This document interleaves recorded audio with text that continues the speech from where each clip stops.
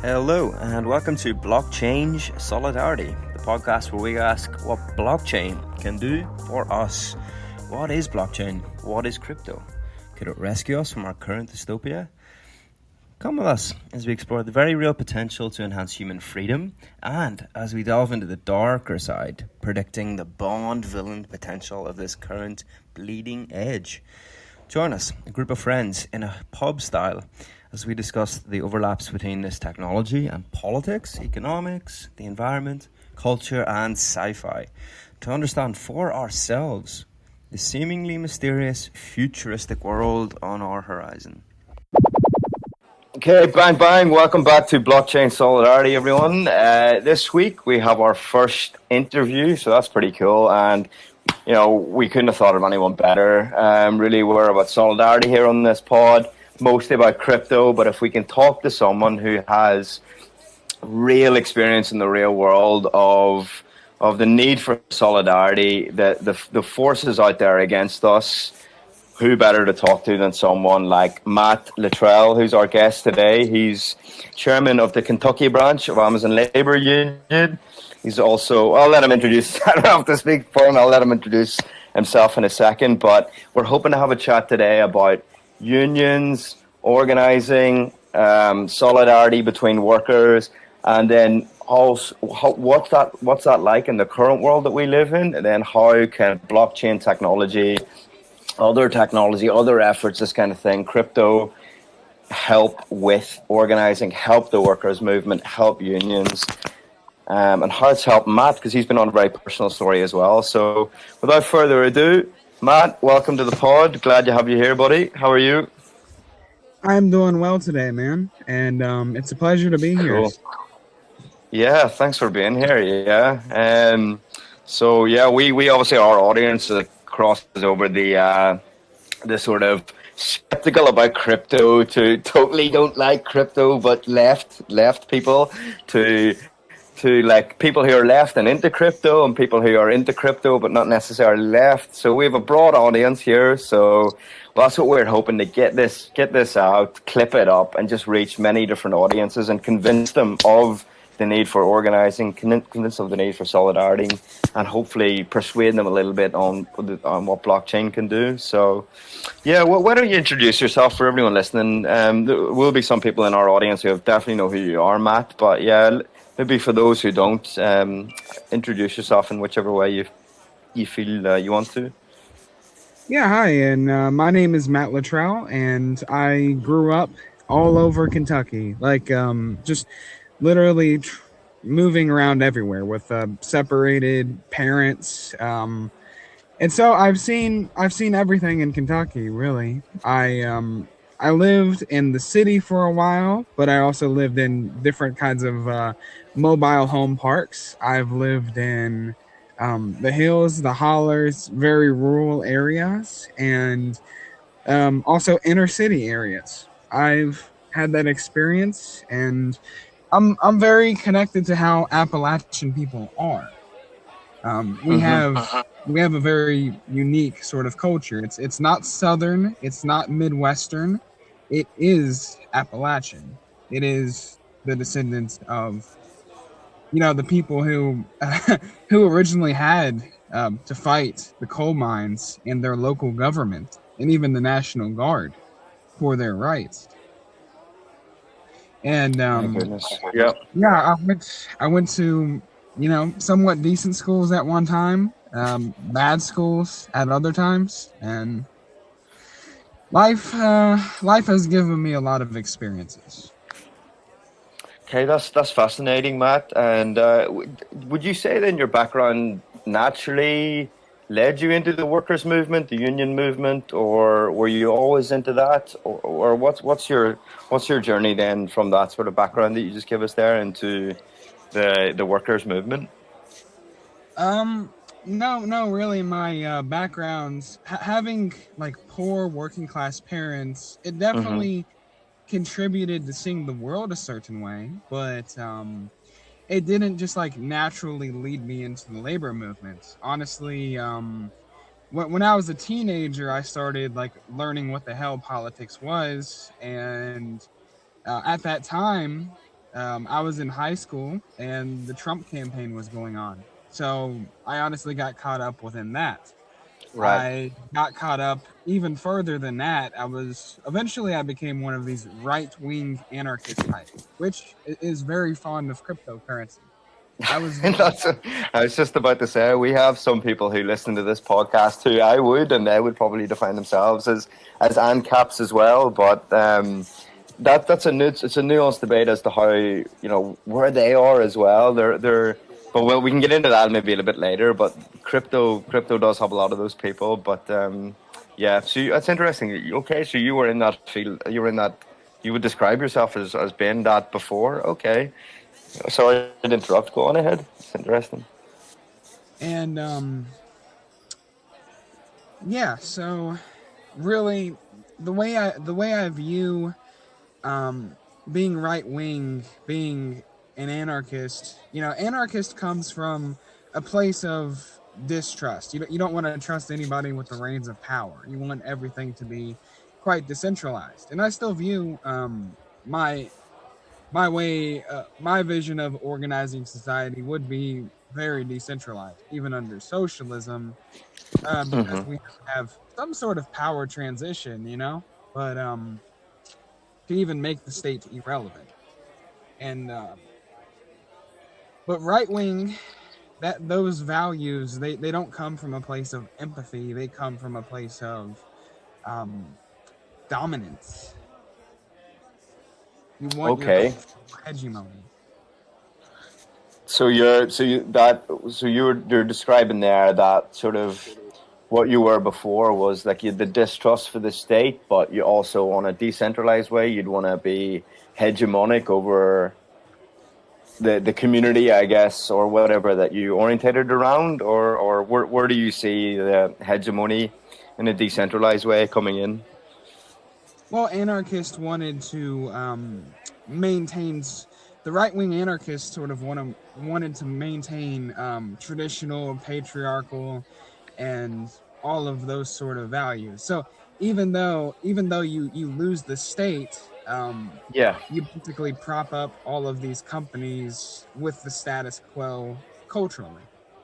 So it's power and hegemony through corporations, corporate power in a non-state way, isn't it? And I suppose all the other potential hegemonies as well of in culture and patriarchy or whatever it is, wherever that could be held up in a decentralized way, maybe they would. Were you? So it sounds like you came at it from the anarchist side then, and where did the socialism come in now? I mean, was that a little bit later, or what was that journey into that then?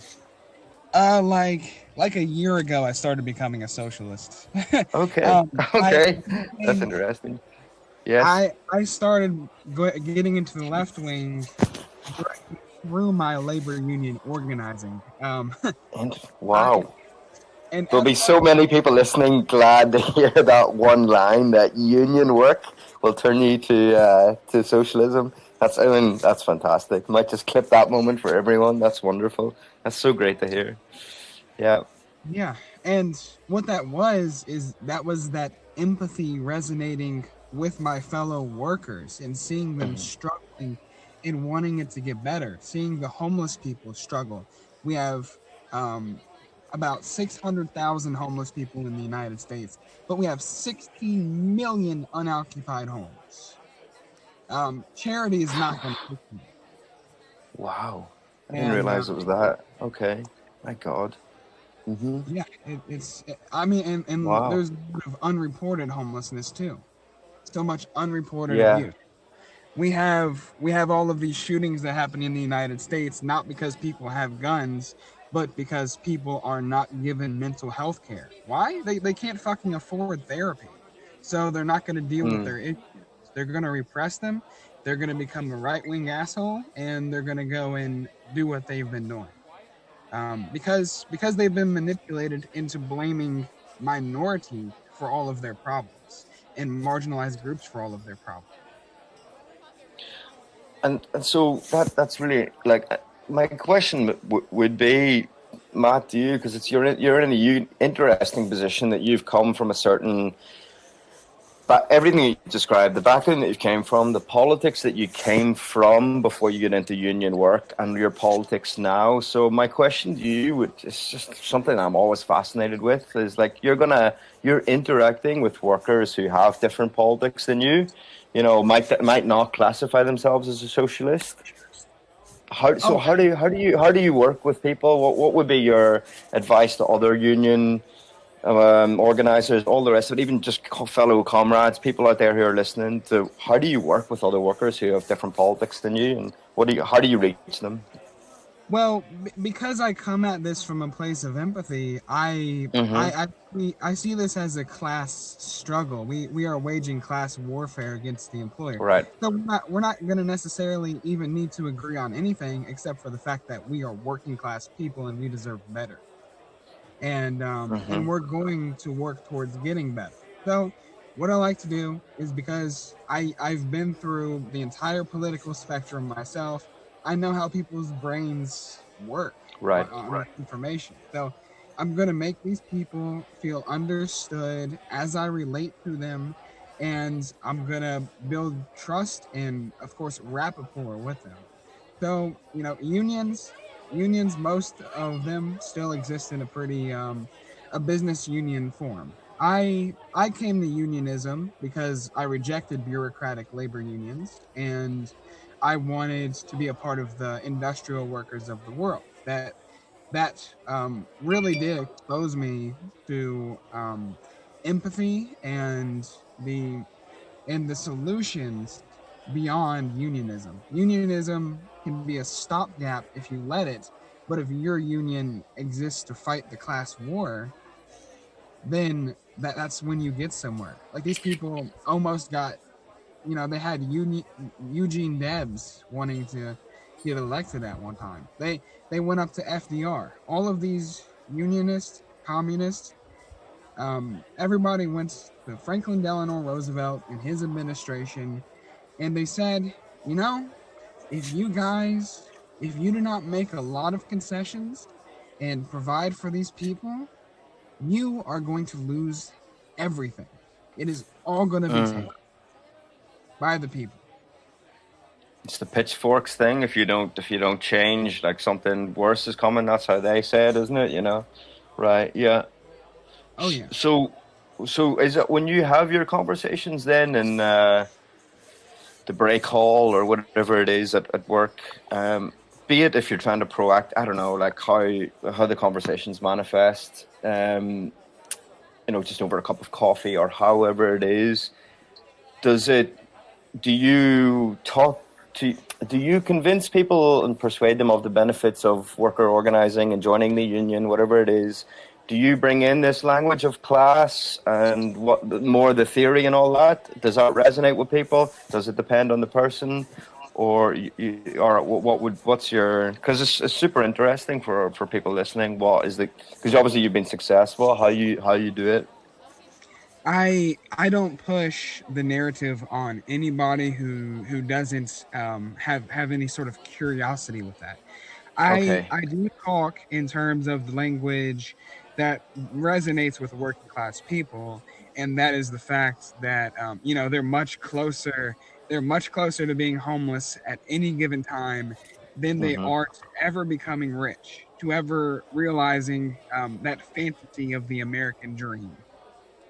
Which is so true. Couldn't be any more true these days. So, um, yeah, yeah, that's interesting. And so, getting on, like just with that sort of context in mind, how did you tell us a little bit about your story of how you came to be come to have the responsibility you do now within the Amazon labor movement against Amazon. When we spoke about it before, it was so fascinating. But yeah, if you can recall just that trajectory as well, what sort of abuses led you to go down that route? Well, this goes on before I even started working at Amazon, I suppose, Mm. is the abuses from corporations. So I worked in a local automobile manufacturing company. Um, well, they manufactured the auto parts. They manufactured them for just about any company you can think of, especially Toyota.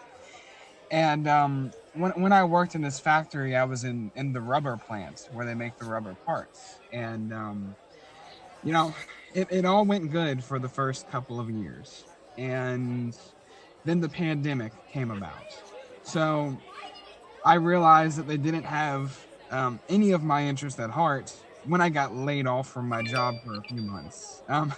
Then I realized that the current government doesn't have any interest at heart because I didn't get unemployment benefits for those 3 months. I didn't get unemployment benefits until my employer called me back to work. and My um, goodness. Mm-hmm. and then Wow. then my employer decided, hey, we just laid this guy off for 3 months and we lost some money.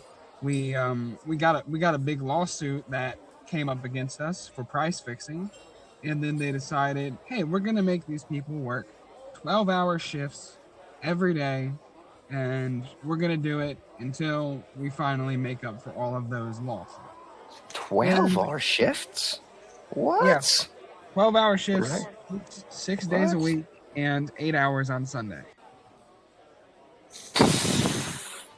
My God. Right. For a lot. That's crazy. Okay. Right. And Okay. then they worked Mm. us like that until Christmas of that year. By then, I was just fucking fed up. Yeah. I had to change where I worked at. And so I realized that Amazon was in the area. I would be making about as much as I already was, and it really wouldn't, have any disadvantages to working there. And however, that dynamic flipped itself on the head Mm. when I started working there. Um, I was hired through a temporary agency, first and foremost, called Integrity Staffing in February Yeah, of that's 2021. I mean, whenever I hear temp staffing agency and then integrity, yeah, you're like, yeah, that sounds like an oxymoron, like, yeah, it's they always put these flashy words on things that just turn out to be when you look behind them, like it's complete, yeah, they've no integrity. Anyway, yeah, sorry, go on ahead, Matt. Oh, and there's a great Vice documentary on these temporary agencies. It's called Permanently Temporary. How people they never actually get full-time work. So they just work at temporary agencies forever and all of their life. Maybe they don't have their GED because that's the general education diploma. So if you drop out of high school for any Yeah, reason, okay. you would have to go and get that. But it's the most exploited part of the workforce that we have. This was the gig economy before the gig economy. A whole industry of just keeping people trapped in temporary work. Oh my goodness. And Right. Amazon used that labor, and they Hmm. actually they required it before the pandemic. You would have to go through a temporary agency, classified as a seasonal worker. So you would have to work harder than any of the full-time employees there, and if you made the cut, then you would have to apply for a transition to a full-time worker, or you would just get fired. They would just say bye bye, come back in 90 days. What? Right. So the first, let's break that down. The first, you have to come in through this route. Pre-pandemic, you have to come through this route. That's like who has to come through that route? Everyone like has to come through that temporary. That's the start. That's the sort of onboarding starting process to go through this temp route. Is that what you're Yeah, saying? yes. And Amazon did start What? hiring. Amazon did get desperate for labor during the pandemic. So that is when they actually, Right. started hiring a lot of people that were just full time as a starting position. However, Okay. However, before then, you had to. And I mean, if we look at the labor conditions of 2022 at Amazon, now they have started like only hiring temporary workers at most of their facilities and repeating the same dynamic. As a temporary worker, you may make the same wage, but of course you're going to be seasonal. You're never going to get a chance to get that to get a raise, because you get raises, every 6 months, and they're usually like 15 So cent type of raises. right, so you're losing out on that just by the very nature of being seasonal, but you're on the same wage, but losing out on that. And there's also, what other ways is it like sort of abusive and less secure? I mean, do you Well, have you can fire you at any time or this or that? What other things make that? Yeah, they go do on. not get they do not get maternity or paternity leave. They do not get the same level of health care. They get health care insurance that they can get through Blue Cross Blue Shield like the other employees, but it is not of the same quality and it is more expensive. They um they do not get any type of like stock purchase program where a percentage of your wages can be allocated to Amazon stock that is held as a restricted unit, meaning you can't really sell it whenever you want to. But yeah, it's horrible. These are the most exploited workers at Amazon. So you were seeing examples of this every day. Was it just, I guess, or was it a mixture of seeing these practices writ large at Amazon, but also you had some human to human cases, interactions. You could see the emotional toil, all the rest of it, all, with specific people that you got close to as part of your organizing role or pre your organizing role that you thought, oh my God, like this is, you're seeing the damage, you're seeing the harm on a human level as well. Was there cases like that pre, or were you just like, this is, I don't have to, this is the destructive, exploitive enough, I'm going to move, I'm going to make this move to organize? Or how did that transition? Yeah, so I always had exposure to temporary workforces. When I was at the factory, they had a very large segment of their workers being temporary. And the temporary workers, they had no benefits. They went through a company called Bell Flex Staffing, and then they also had where they would bring in workers from drug rehabilitation, and they would work, and then they would pay 30% of their wage back to the rehab. Um, which is like if you're making $10 an hour, that's What? $3 an hour paying for their room and board and their That is transportation to work. what? With This is no crazy, an hour right? with no benefits. They were What worse. is going on? And right, my goodness. And Um, with the current labor laws, they can be fired at will, at the employer's will.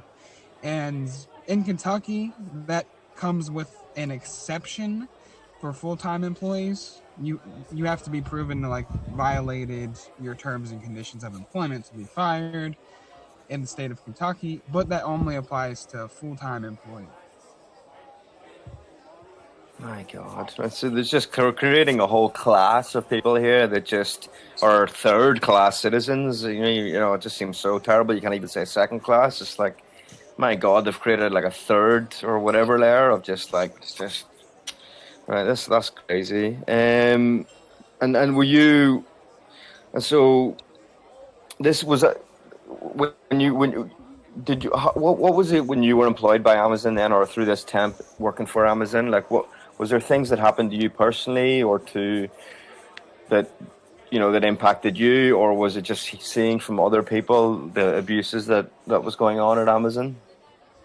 Well, temporary workers, as I said, they have to work harder and they have to like be on time all of the time. Otherwise, they get penalized with a points system where like you don't show up for work one day, then you get 2 points. Two of your points are gone out of 6 points, and you're late to work, you get a point. Um, Things like that. So, but the part about working harder is if you don't maintain a rate that is above your percentage goal that is set with productivity that you are not aware of. Amazon is not transparent with this.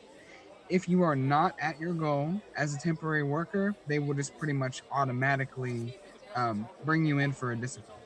They will talk to you about your rates. They will coach you on it. They will start giving you write-ups if it's not meeting their standards, and it's a lot more harsh. As a full-time Okay. employee, I certainly had a little bit more leeway with those metrics. That's so authoritarian, isn't it? Like that they're is that normal or is Amazon stand out on its own here? It's just like the extent to which they surveil and assess and pull up a point system. It reminds me of like the 9 point system in the UK you get if you're caught drink driving, like they're pointing people. Like it's like you're a bit late for work and they're like pointing you as like, you know, it's automatically a stigma on it. And it's like, do you know what I mean? Are Amazon unique in this way of just how sort of how much they surveil their employees, how authoritarian they are, et cetera, or Oh, how would you? absolutely. Yeah. Absolutely. And most of this comes from the fact that most of Amazon is not retail. Most of Amazon is business to business services. The Amazon Web Services. They Okay. are they are a data science company at the core of it. They are Wow. I don't. action data science company. They even have a blockchain service where you can go and get Amazon managed blockchain and go and create some type of token. So I don't think a lot of our listeners will have. I didn't know that. I know Amazon Web Services was part of it. I didn't realize it was the core of their or like that side, that extent of their business. So that's That is they're where getting most of all their this. money comes They're from. monetizing all this data. Wow. Okay. And they Mm. monetize employee data too. If you're an Yeah. employee, and South Park did a great sketch on this. When you're an employee, you are a worker consumer at Amazon. What? Yeah, because you Right. will likely work there, and then you will most likely continue to give all of your money back to the company in the form of your purchases being made through the company. That is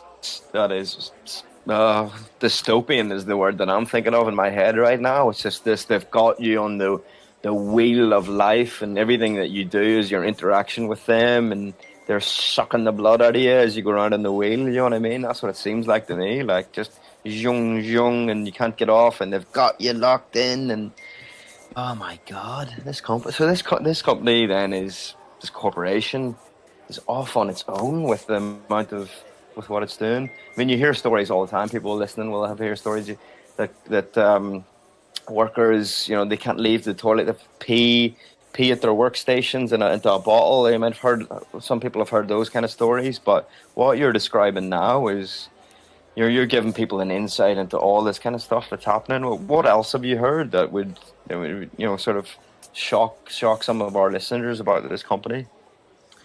Oh, so yeah.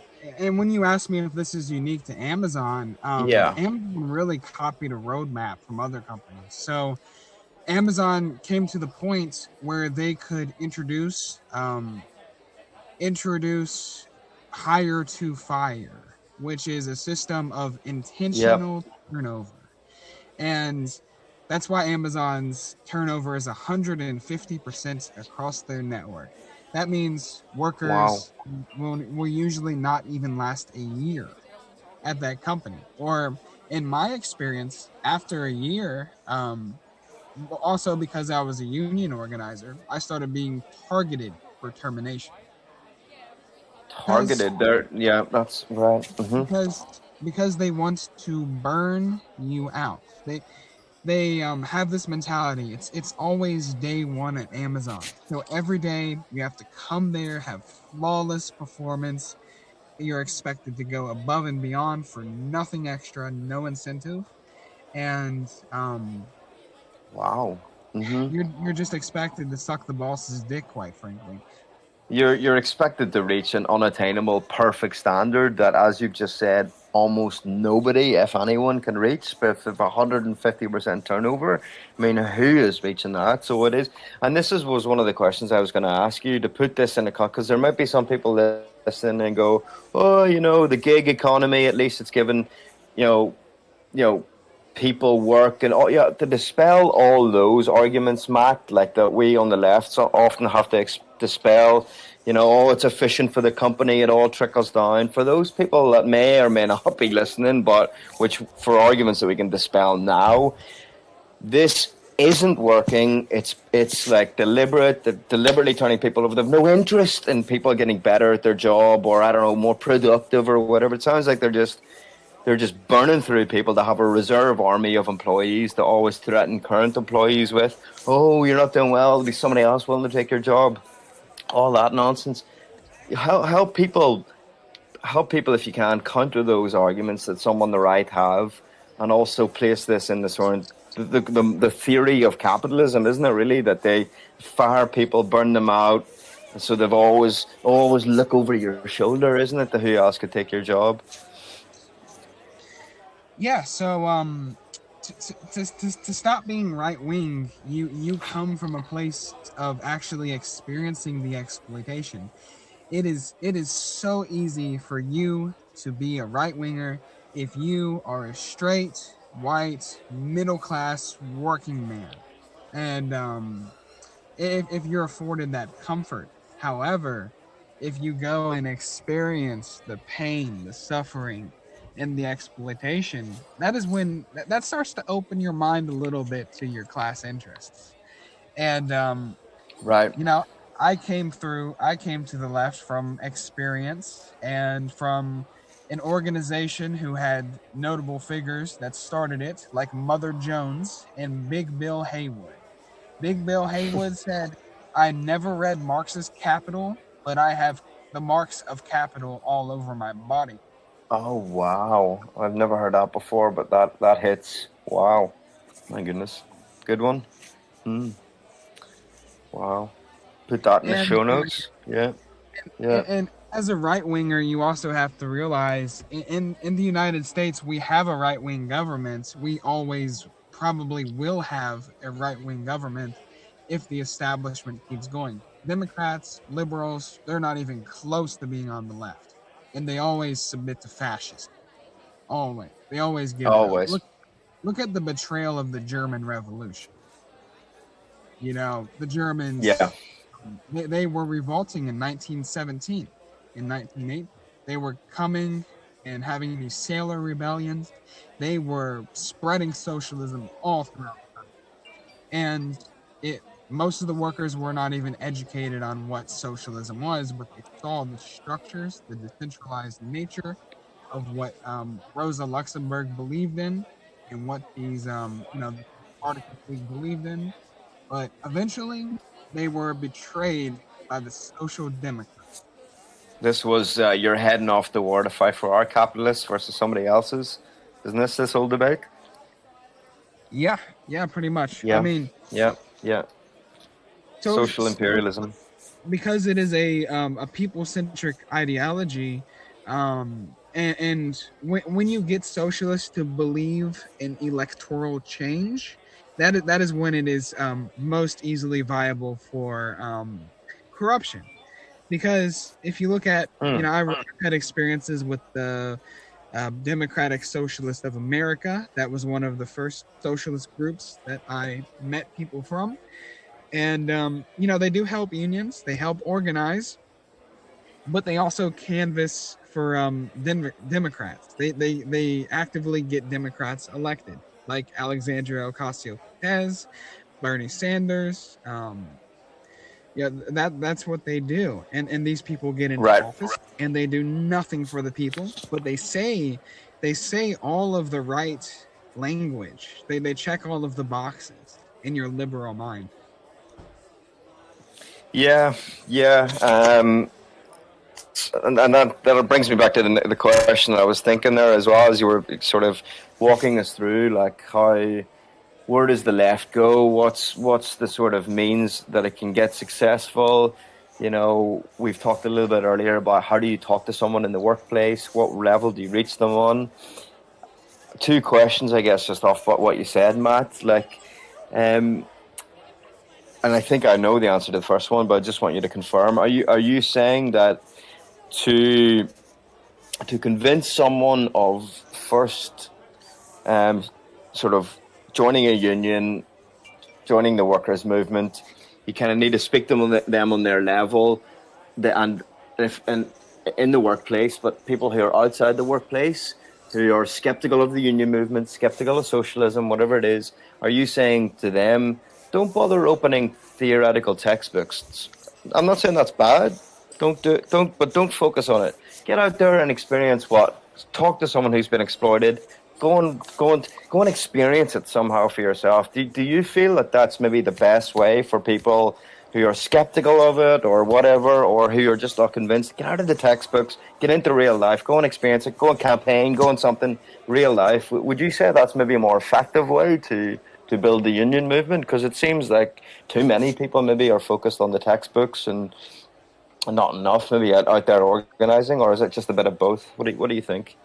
So really, there is a perfectly fine middle ground there, and that is Okay. like, you don't have to go and like read all of the theory. You can go on YouTube and watch somebody summarize the theory.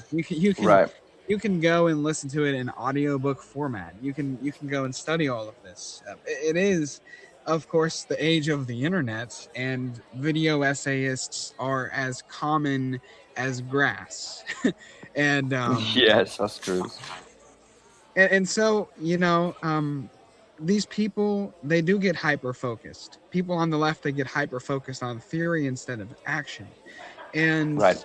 we don't see this nearly as much with the anarchist communist types, but we see it with the people that are engaged in academia.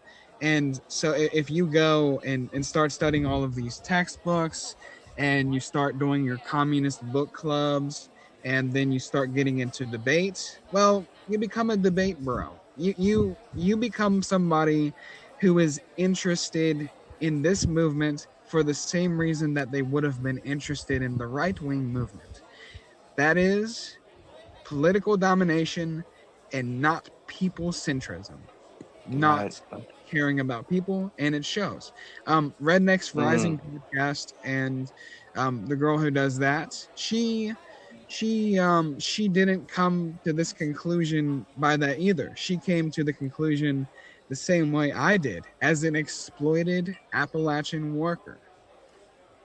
Yeah, and that's Knowledge what of their labor history. I can't. I think this is something I've been feeling for a while with my many different directions in the crypto left, non-crypto left for even longer. And I don't like to really go too hard because people-centric means even people who are the debate bro type. You kind of have to just reach them where they are and go, here's what may be missing. Have get out there. So there's all different types of ways. So I don't really like to go too hard, but I do definitely agree that, especially in this internet age, especially in the last 5 years or whatever it is, 10 years, there is a tendency to not get out there, not experience things, organizing or whatever, and just stay online. And there is a lot of the whole how would you put it,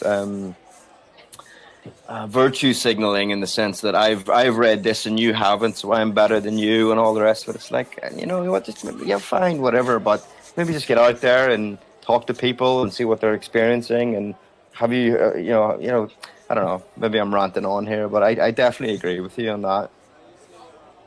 Absolutely. And I will say one thing right here for the maybe the ANCAPs and the right wingers in the audience. I will say Yeah. that taxation is theft. And as an anarchist communist, I don't preach that as a universal principle, but in the United States, taxation is theft. It is feudal taxation that we have here. Okay? It's all going to the top. Yeah. Yeah, when I say that, what I mean is that the surplus value of our labor is already stolen. It is stolen before we ever get our hands on it, and it is meant to be stolen because we have no ownership of the means of production. And then, as an insult to injury, the little bit of crumbs that you keep are going to be taxed, and that has a direct effect on your standard of living, because it goes to the military, it goes to maintaining the status quo, It doesn't go towards social programs that benefit you as a person. You get nothing. That is why Yeah. we pay the most taxes in the entire world, because we get nothing in exchange for it. So, and that's really interesting that you brought that up as well. Because let me ask you this: do you think it is important, Matt, that we do speak to ANCAPs and people on the right wing and reach out to them with language of the left, but in ways they can understand? Or what do you think of people on the left or wherever that just say, forget about those folks, they're gone, like don't bother like trying to, don't try to convince them, it's a lost cause. And this is especially relevant for the crypto space, for convincing people of pro-left narratives in crypto, like so, but also just in general. What do you think about that? Well, of course, like part of my, I am in left wing spaces, but I am also in union spaces, and I try to build up the intersections that bring them together. So I would advise people on the left, you can't even talk to the theory bros on the left. But people on the left, if and through my personal experiences, even if it's like pretty online through Twitter spaces and all of that stuff, we have ANCAPs that have realized that they're just Hmm. communists that won't let go of their rhetoric. And here's the thing. I love how So you put that. Yeah, yeah. so um so you can talk to anybody that is receptive and open-minded of your ideals, but one caveat to that is that Hmm. just like the Rainbow Coalition that the Black Panthers built, the Black Panthers got these people to come over to socialism. They did not try to do a MAGA communist bullshit, right? They made sure that these white people that were formerly racists from Appalachia, but they were woke to the class issue. They got them to come over in full swing towards being intersectional, as in the Black Liberation Movement, and being socialist. They did not get to keep their right wing views in ally in the workers' movement, in the proletarian movement. Yeah, and that's a great example to point to as well. And I think this is kind of crucial, like those two caveats that you made, because I again feel like I'm just agreeing with everything you said. Now people will be like, these guys agreeing on absolutely everything, boring. But no, this is important, folks. You know, it has failed in the past. Not only failed actually, but it's been pretty dark, hasn't it? When as you say, that sort of MAGA communist-esque kind of thing. It always ends in disaster or destruction, and that's not our focus anymore. Like, or it's not our focus for the moment that we're in. What we need, or what we've always needed, but what should be clear as day and no other discussion about it, is the class war issue, right? If it, and I agree with you also, Matt, that when you speak to ANCAPs, you're open-minded and could be persuadable and all the rest of it. You do actually, when you hear from what's coming out of their mouth, they are a lot more open to this than they're even readily to admit, or that they think themselves. You can see their brains kind of taking over and going, did that just come out of my mouth? Oh, right, okay. Oh, right, okay. I had this conversation with a fella a week ago, and we were talking about different things, and I said, let's just say the hostel that we're in is owned by not just one guy, but everyone in here. Everyone benefits from the profits, or everyone benefits from whatever. Everyone's an equal stake. Just on that level, and he was like, yeah, that sounds good. Sounds good. I like that. Okay, so we're getting closer to some sort of worker co-op. And I was like, oh, okay, if we managed it, then we still, to some extent, operated, at least for now, in a market structure. And you could be convinced that, I don't know, like we were still able to grow the business, or I don't know, compete or whatever. Some things that convinced him, at least, that it could at least operate in today's society, but with everyone sort of who is own it, the workers own it, the people involved own it, not just one dude or whatever. That was my sort of like a little doorway in. It's not enough, but he was like, yeah, no, I mean, what would I have against that? Why even ask me the question? It's perfectly normal. And I was like, not normal, dude. A lot of people call that communism. And he was like, nah, it's not. Do you know what I mean? So it's these kind of conversations that you can start to pull away at, and you see that a lot of people aren't as stuck in their ways as you might think. I also like the example of every person that is interested in personal finance in the United States, they know about credit unions. And a Mm-hmm. credit union are these nonprofit banks that essentially they give you ownership as a customer, and you reap the benefits of that ownership within the credit union, your equity, so to speak. You reap the benefits of that in lower interest rates, better credit cards, and concierge service, right? However, Right. if you already experience the benefits of ownership in the means of production in that way, why would you not want employees to have the same? Why would you not want employees to have ownership in Right. workplace? We can't unionize alone. We have to form workers cooperatives. We have to start living communally. We have to start living the revolution today in providing mutual aid for all of our fellow workers. And So just we yes. have we have examples of movements that started out as a unionization drive, and then they became a workers cooperative. That's fantastic. Isn't Over that just the natural progress of things? in You your know, part of the world, in the UK, well, yeah, you're in Ireland, but in the UK specifically, there's a media company yes. I learned about recently. It's called Canary, and Oh, I um, know Canary. Yeah, for sure, for sure. yeah, Yeah, they yeah. wanted to start a news guild. However, the company kept fighting them, and then they became a workers cooperative. It's fantastic. But I suppose is that a natural? Because some people want to focus more on unions and not on worker co-ops, or see them. There's some people out there who see them maybe as competing for priority.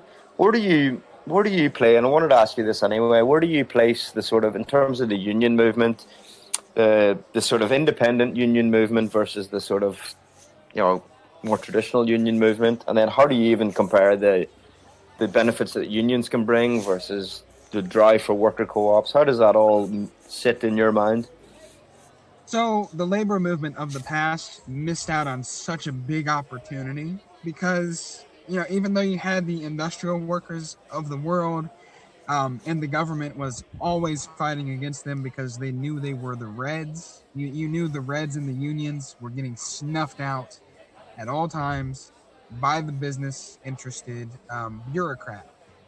And so that is why I don't trust typical unions. Having a union is better than not having a union, but that depends on the workers in the local, right, in the shop and on the ground floor. And so it really is about, like Teamsters for a Democratic Union. They were a caucus within the Teamsters that recognized that the Hoffa leadership was no good, that they were making concessions on their contracts. They forced UPS workers into a bad contract, and so what they did with this caucus was they got elected, and they went on a huge anti-corruption campaign. They started getting rid of the Hoffas. They started getting rid of the old guard who owed favors to the mafia. They started cleaning up their union, and this, of course, is possible, but that really hasn't transformed them into a class struggle union. It has just made them a better union, so to speak, right? Um, Right. and so, and a lot of that is because they don't have the direct democracy within the union. Like, I, I don't even use the language of dictatorship of the proletariat. That has horrible connotation because you're still calling it a dictatorship. But I call it a direct democracy. Right. That is what we achieve through socialism, is a direct democracy, and then we decentralize that as much as possible. making the state as less relevant as we can. And Making but centralization of any kind, I guess, there's the lesson there, less relevant as much as you can over time. Yeah. yeah, Okay. and we shouldn't like trust hierarchical structures within unions, because that's what us anarchists see, is that hierarchy just it leads to a power grab. There's the lust for power. It has always existed. People want power for the sake of having power, and they want the benefits of having power. And so that is what we have to fight against. But and there's a materialist perspective on anarchism that people like Kropotkin and Maltesta saw. It's that once you have the revolution, you don't want the members of your vanguard party living in opulence, living in Right. extreme wealth compared to everybody else. You specifically want to stop this socialist experiment from becoming state capitalism. And that is where anarchist action comes into play, and where direct democracy comes into play. And it's the same thing with unions. Unions are a tiny socialist organization. At least they should be, right? Yeah, there should be a small microcosm of the greater society that we want to see. Yeah, absolutely. I agree. And And when maybe the, go ahead. when you Yeah. have those unions start funding themselves through worker cooperatives and actually demonstrating what we could achieve, Right. then what you have is that actual democratic effect, that you have the benefits, and you give examples to everybody of what you could have.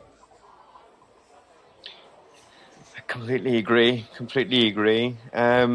Is there any examples or what lessons can you pull from what you see of just within the sort of more centralized unions in the US or wherever else you can see versus the more sort of decentralized, independent, more further down decentralized, democratic, independent workers' movements? So what do you, if you're just seeing the lay of the land, your experience, like from engaging with these different organizations, what are you seeing works in this day and age, Matt? Like, are you just seeing like, nah, the centralized, it just doesn't work anymore? Like Amazon labor unions, Christian Smalls' effort, boom, boom, it's working. What do you see there, or you're leaving space for both to work in different contexts?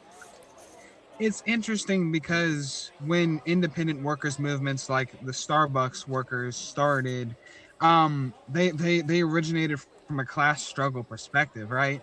You had all of these people that realized to the degree how they were exploited. And so and they have a philosophy of each one teach one. So anytime they unionize a store, they start sending people to different stores to unionize other stores. And then they start Wow. coming together in their Starbucks workers. And that is why they have unionized 235 stores in a Mm-hmm. year. In, Wow. in a year.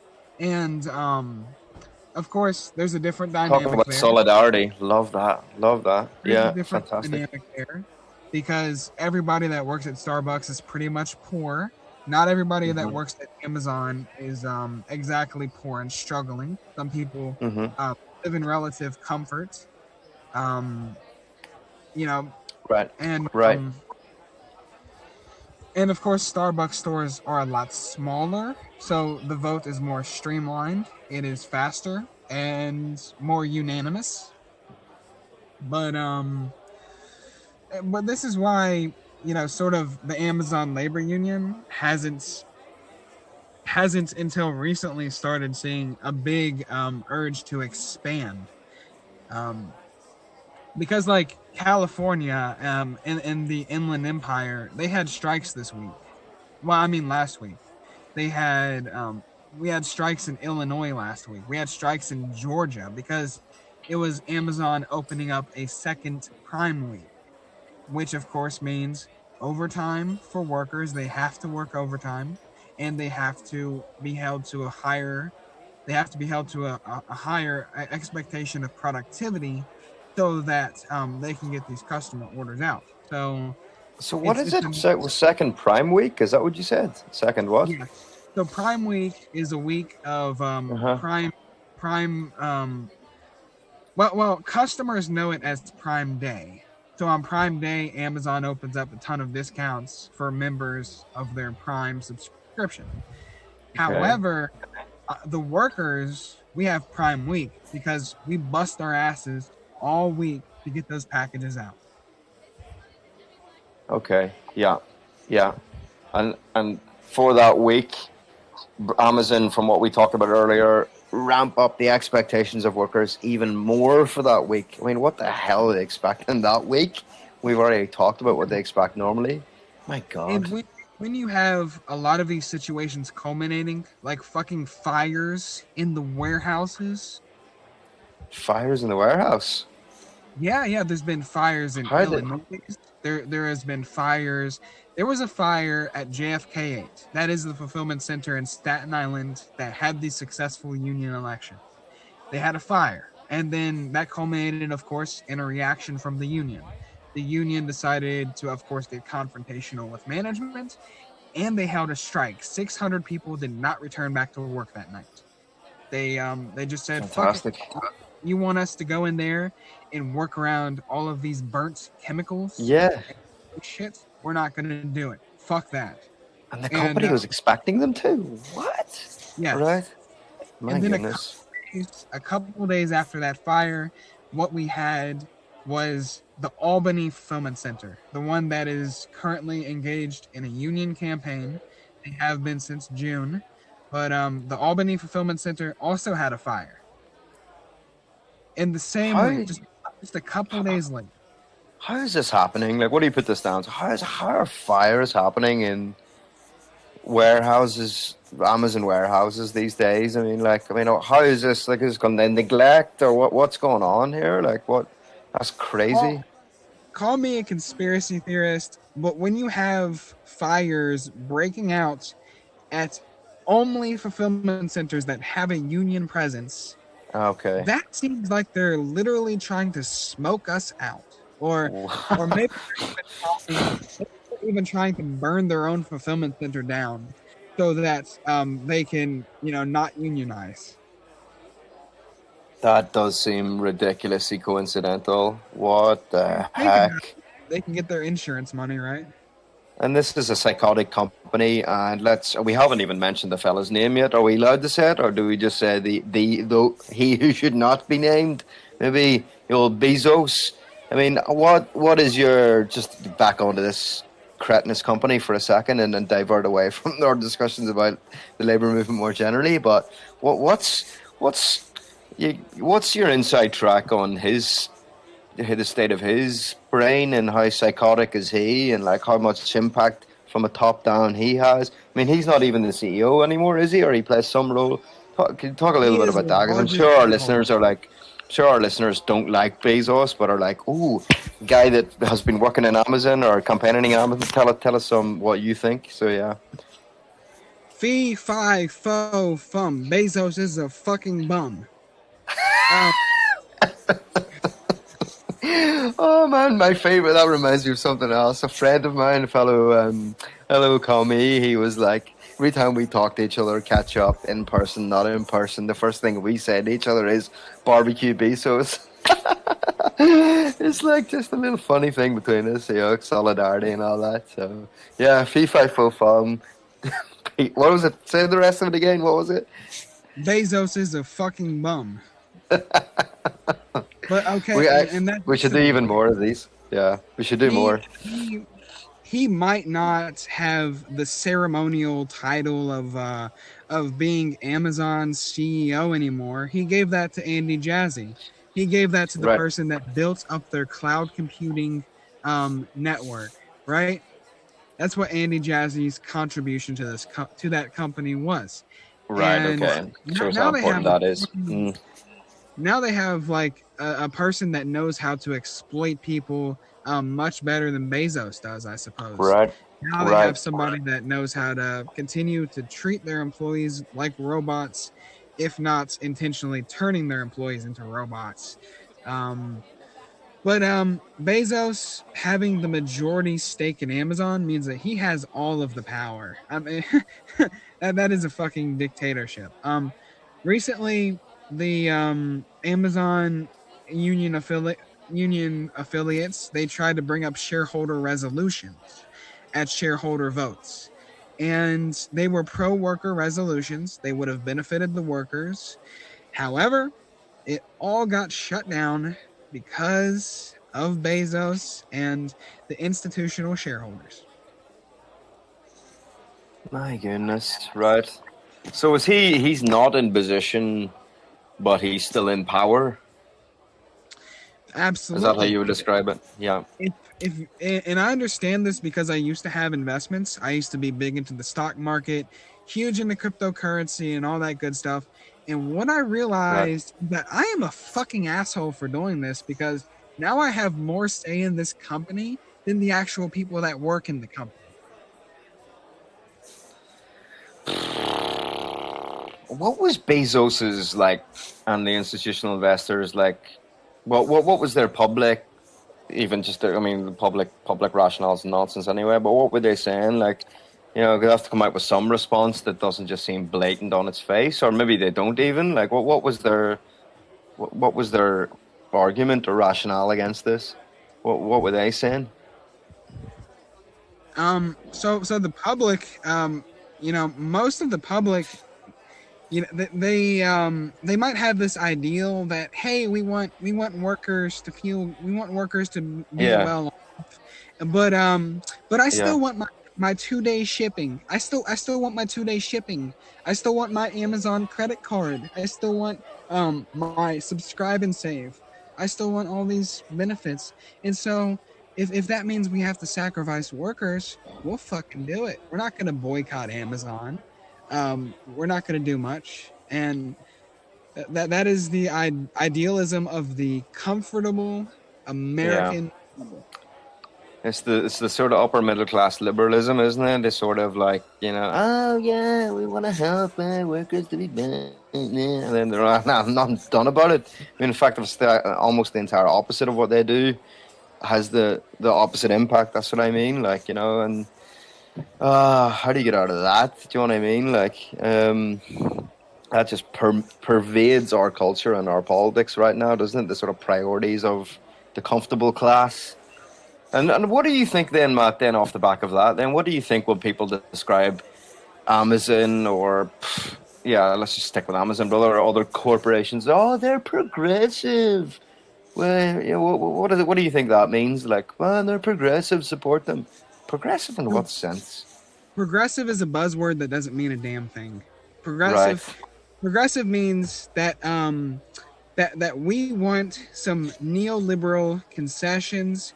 However, as long as we maintain a decent standard of living, then we are fine with not getting that. So mm-hmm. progressive, the only thing progressives have accomplished in a long time is just getting corporations to use woke language.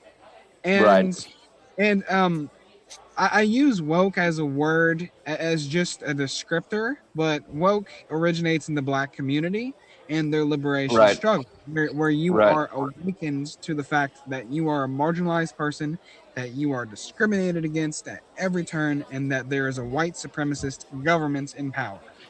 And of course, woke, it has been used, by conservatives against the intersectional movement, and and of liberals. When they say that they're woke, they mean that they will buy a pride flag T-shirt. it's been what's the correct word? It's been Commodified. the original usage of the words has been commodified, and I was going to say bastardized. I don't know if that's the word, or just destroyed, of whatever, for everyone's different sort of intentions. And at the end of the day, what it means is social justice, anti-exploitation then, right? Is that what you're saying? It comes back to those kind of words, and it's just not. Is that word lost? Would you say, Matt? Not to get into this too much, I guess, but um, is that word now lost? It's too been used by too many different actors for their own ends. We should just maybe. It's not overly important. The important is the action, I guess, that we're trying to do rather than the words that we choose, maybe. But what do you think? So, this really touched on something that that is close to heart. So, Christian Smalls was on Tucker Carlson at one time, and Right. Tucker Carlson was asking him, you know, are you going to continue trying to work with Democrats and trying to convince Democrats? And are you going to do it just because they say all the woke language? Oh, I remember watching that interview. I don't remember that question. Maybe I can't remember it well enough. That's an interesting question. Did that make it onto that live interview, or was that one of the questions that they cut? That was live. That was live. I missed that. And Chris Smalls like tried to Yeah. ignore that question. But then Right. like a little bit later he went and shook hands with Biden. Oh dear. Right. Okay. Right. And I yet think yeah, because Alexandria Ocasio-Cortez showing yeah, I remember the question about Alexandria Ocasio-Cortez. I think Tucker tried to pull him into criticizing her, and he just avoided it. Was that it? It's like a number of months ago now, but I can't remember specifically. Oh yeah, he ignored it. And I encourage everybody to go and check out the independent left media. They tried to get an interview with Chris Smalls for so long. They wanted to interview any Amazon employees, and then I found them on Twitter. I found some of their associates in leftist groups that I take a part of, and I said, "Hey, I will talk to you. I will give you, I will give you this information, and I will give your audience the scoop on like what the hell is going on within the Amazon labor movement." Right. And they have very well documented the co-optation of the Amazon labor union by Democrats. Oh, so it's all the Democrats they've got their claws in that already. Then, okay. Oh, absolutely, absolutely. The And how do they and do that, Matt? That's interesting too. How have you seen that they've what levels? What's their methods to get those claws in? well, I mean, it all really starts with like the leaders of the union, like Chris Smalls and the executive committee. Well, they have all the power. They have all the power. They make decisions in secrets without counseling workers, and Wow.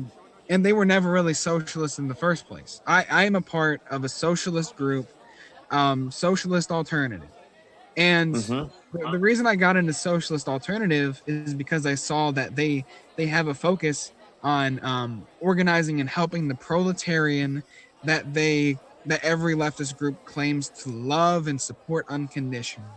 So they did that. They came out here and they sent people out here. They flew them in to help us with a part of our organizing drive. And that was more than the DSA was willing to commit. That was more than the fucking IWW was willing to commit to our campaign. And they got involved in Amazon labor union. They tried to, however, you know, the only reason that Chris Smalls and the executives allowed Kashama Sawant to show up to a workers' rally outside the warehouse was because she paid them. She made a very large donation, like $20,000 of her own salary as a councilwoman in Seattle. Good grief. Right. Okay. This is. I mean, this is a lot of our listeners will have been following some movements, but maybe not aware of this. I know that for a fact. So this is very interesting. And I don't mind being critical of the Amazon labor union. You're very brave, I have to say, Matt, as well. A lot of people wouldn't stray into such ground. I don't know what makes you so brave. Well, I mean, it's a great thing. It's great, yeah. What makes you so brave? They have turned away so many employees. They have failed to contact so many workers. If they would have worked with the socialist organization that I have, they would have been able to like contact everybody. They would have been able to get everybody on board with their union. So they don't even really have much commitment to organizing. And democracy. Mm-hmm. The So you Amazon mentioned labor Kashawa, union, so and go ahead. I got to shout out to my friend Jason Anthony. He is a worker in New Jersey. He's been a part of the Amazon labor union since day one. This man was arrested with Chris Smalls and Derek Palmer for feeding their fucking employees. And the horrible thing about that is that he's an autistic person. He is the first gay member of Amazon Labor Union. However, Amazon Labor Union even made him the social media manager for quite a bit, but they never gave him any respect or recognition that he deserved. And then Amazon Labor Union wanted to give like shout outs to the members of the union that are people of color, which is it's respectable, it's great, it's quite refreshing to have a membership where the leadership is having Black people's interest at heart. However, Mm-hmm. what's bad about that is that they don't give credit to all of the other intersectional people that are within the movement. And so he got fed Right. up with it. He got fed up with this and he left. And he's one of the people that I brought in to be interviewed on the Independent Left Media live stream. So there is, it sounds at least, sort of dismay about the current movement of the people in charge in the Amazon Labor Union, Chris Smalls, whoever else. There is at least some people fighting back and movements in the other direction to get it onto a better track, or at least rumblings of something. So here's the thing about that, and I want to ramble on a little bit. So I see the Amazon Labor Union, they will most likely be splitting apart. So there could be like the New York chapter, the original chapter, and they don't consider themselves a chapter, they consider themselves to be the union. But however, we have the organizing in Illinois, we have the organizing in California, and Tennessee, and a lot of other states, Washington even, and this will culminate in a split. And the reason why it will culminate in a split is because people are going to say, fuck this, we don't want to be ruled by a top-down structure. So there will probably be ALU New York, then ALU in California, and they will have equal bits of autonomy. And is that a good thing? Oh, absolutely. It is great because, of course, people would prefer that, the union could be like federalized or something like that, which means like a federation type of deal. However, because of the corruption that we already see and that people like myself have experienced, that the split is necessary, and it plays into why decentralization is so important. Right. And that's kind of where I was going with this in my head too, like, because I think a lot of people will want for us to start talking about crypto and blockchain, but I think setting this kind of pathway, Matt, is crucial. What's going on in the labour movement? Problems, opportunities, what's going on in corporations, the disgrace of what is, specifically in Amazon. Setting the scene, and it's been a thread throughout this last hour of conversation, comes back to it. Decentralization, democracy, through everything that we've talked about here comes back to that.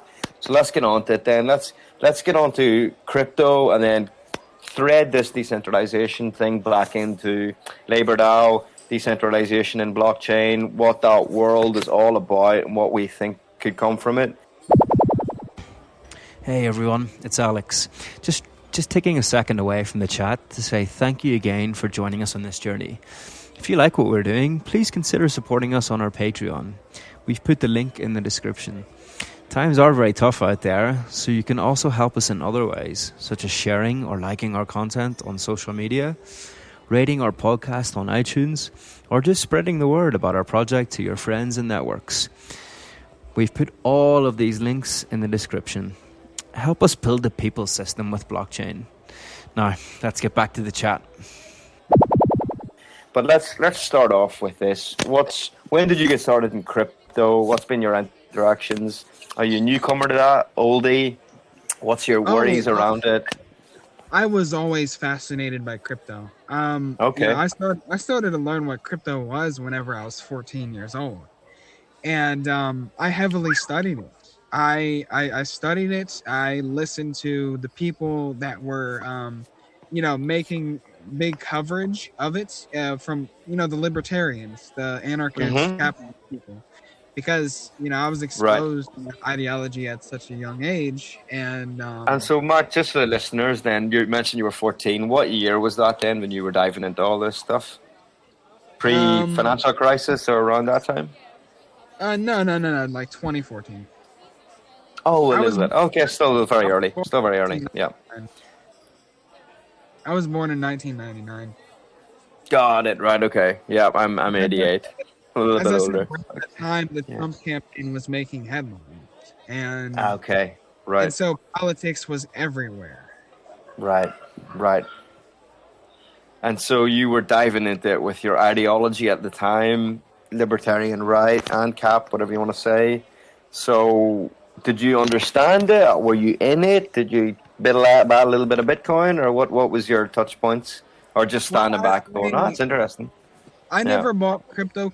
I very heavily studied cryptocurrency in those years, but I never bought cryptocurrency until I was 18. And so, because I was 18, because then I could pass the license verification on most of the crypto platforms. Right. And then I could actually use my savings to buy some. But right.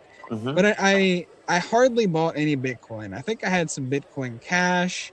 I think I had almost a whole Bitcoin at one time. And but I mostly got into the Web3 projects like Solana, the app projects, the Hedera Hashgraph. Okay. I quite like Polkadot. And I love the mutual aid projects that exist on the blockchain. Because of decentralization, I am not really for Bitcoin because, as Marx said, capital concentrates, and Bitcoin was developed to concentrate into the hands of the whales from its inception. I see that. We have taken a pro Bitcoin stance on this podcast. I mean, I think a lot of people think, you're pro Bitcoin means you're pro everything that's bad about Bitcoin. It's like, we see it really for what it is at the minute, a potential tool to undermine this, that, imperialism, this, that, in the way that we can use it.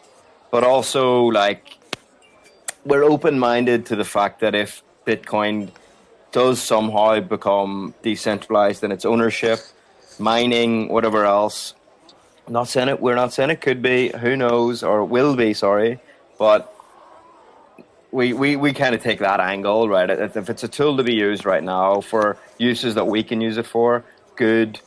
Hopefully it'll be decentralized, but it's certainly not it's not our main thing. My take on this is, I studied philosophy for quite a bit, just studying under people that are philosophers, and all that stuff. I never went to college for philosophy or anything like that. I just did self-study, and I also tried to apply philosophical principles to my life and my development. I'm interested in a holistic viewpoint. I look at the parts of the whole, and that's why I am not dogmatic. I am not a dogmatic anarchist. I am not a dogmatic leftist. And I see that there's so many methodologies that we can come at to accomplish our goal. And one of the things about cryptocurrency's potential is that you can put capital into the hands of the worker, the hands Right. of the proletariat, the hands of the marginalized group. You can build workers' cooperatives out of crypto. You can build democratic structures out of crypto. You can take something like LaborDAO and you could give it to a union, let them use that service, and then instill a direct democracy.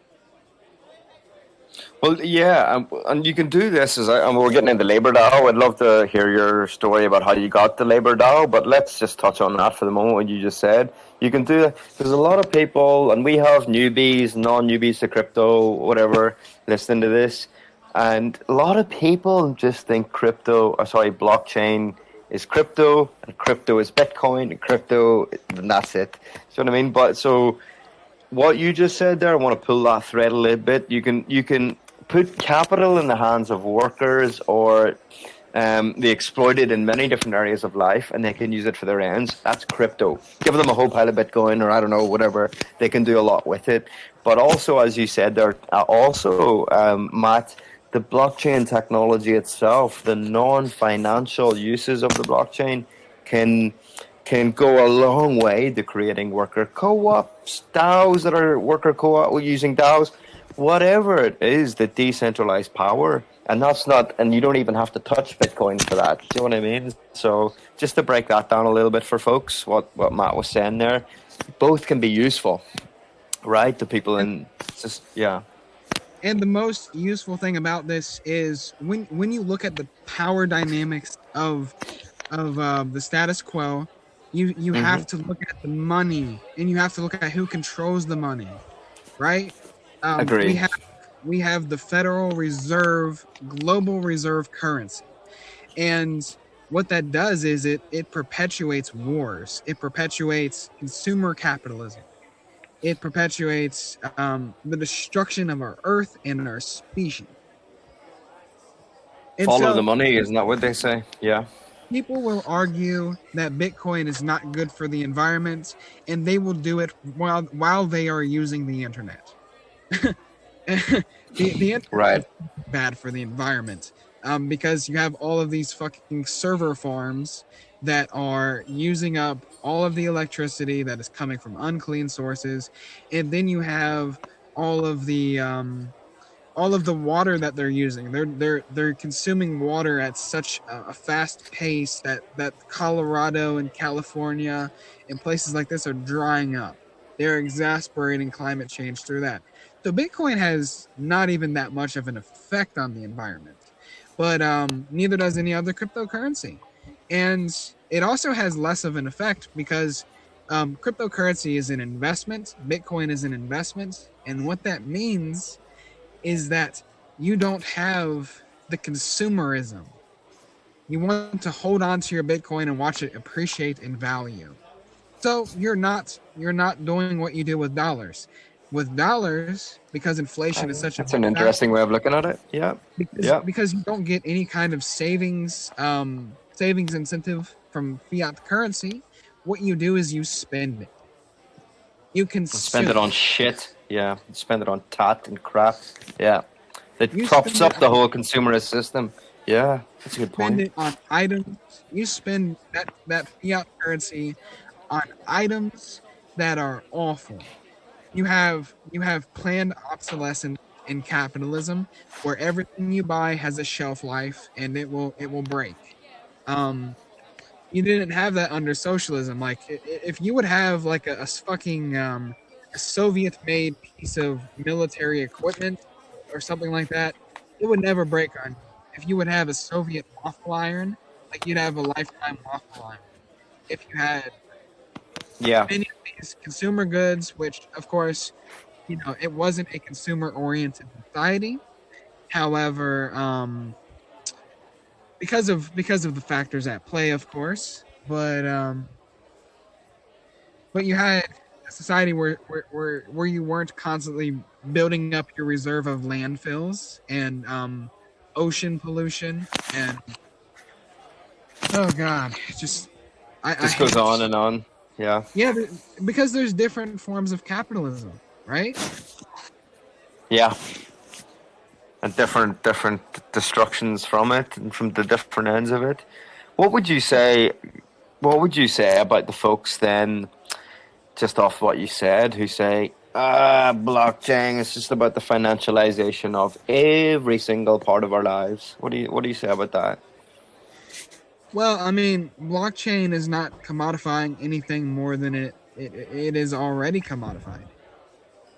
It's not. You, It has the well, potential. we've just discussed how it might be decommodifying life. Exactly. Mm-hmm. But since it's still pretty early on, we have to have the working people and the socialists take over these means. We Yes. seize the means of computing. Because production is computing nowadays. So much of the means of production is seizing software, seizing whatever. And I've heard a lot of people describe blockchain as that is like the exploited, potentially workers, all the rest of it, seizing the means by which things are going to be made or produced or informed or whatever it is. Seize the computers. Okay, I like that take on it. Yeah, but here's the way I look at it. I want to get your take, like, as well. Like, I mean, not so much Bitcoin, but let's dive into all the other weird and wonderful blockchain tokens. A lot of these tokens, yes, can be traded. Yes, can be sold. There are also governance tokens. There are also tokens to do this, that. It's not always a monetary value. So are we creating like a new system of value rather than money, where people start to see things that they can share or cooperate on as ways to interact or to build reputation together or to produce or this kind of thing? And it's not always, I've got this now and I can sell it for fiat and then I'll be able to buy a TV, Like some of these tokens, you won't be able to do that. That's not their function. So the way I see it is potentially opening up a new world further down the line, not necessarily now, but further down the line, where everyone starts to think in many different forms of value rather than just money that gets them stuff. Do you know what I mean? Like that's what I'm hoping for anyway. And then if you can do that collectively and all the rest of it, and sort of form what you see as value collectively and share it collectively and all the rest of it, then you start to build like a bit of a different system. Do you see what I mean? Like, what do you think about that? That's often what I say when people are like, blockchain is Bitcoin and Bitcoin's financialization. Like, nah, not so much. Do you know what I mean? So what do you think about that? Yeah, I see that potential is there. Of course, and we need to start somewhere. Like, right. You for the same reason that you don't get socialism without organizing the workers and organizing the proletariat, you will not get an improved money supply and an improved financial system without currently changing the hands of who is in control of the financial system. Right. And the economy writ large. Democratize who's in the economy, and you'll see it soon. You'll then see how it's democratized in its form. Okay. And like I to say is leftists. One of the stupid things about leftists is that they're not practicing counter economics. Economics where you're going to be like trading. You're going to be facilitating trade that is not taxed, that has no profit incentive, and like imagine me going, because this is a real example. We have an Amish community in our area. In this Amish community, like in most other places, they want to sell their goods, and because they are not regulated the same way that I am as a citizen. These Amish people who have their communities that are very religious, but they have so much autonomy. And then they go and they sell their goods and you buy it, but you don't pay sales tax. You don't, you get a decent you get a great deal on their products because first and foremost, like the only thing they're trying to do with that money is feed their family. Yeah, exactly. Yeah, They're trying to really expand. They don't yeah. have all of these perverse incentives. They're not they're not trying to give out Mm, dividends to shareholders. yeah, yeah. And And that's a lesson that leftists need to learn a little bit more. Is that what you're saying? And start thinking about it yeah, through those kind of lens. and Mm, counter economics is essential for building up leftism. Because if you don't have cooperatives and anything like that, and you don't have unions, and you don't have any actual material resources, the problem with that is like let's say we took something like the theory of mutual aid, and then we started like just doing mutual aid alone.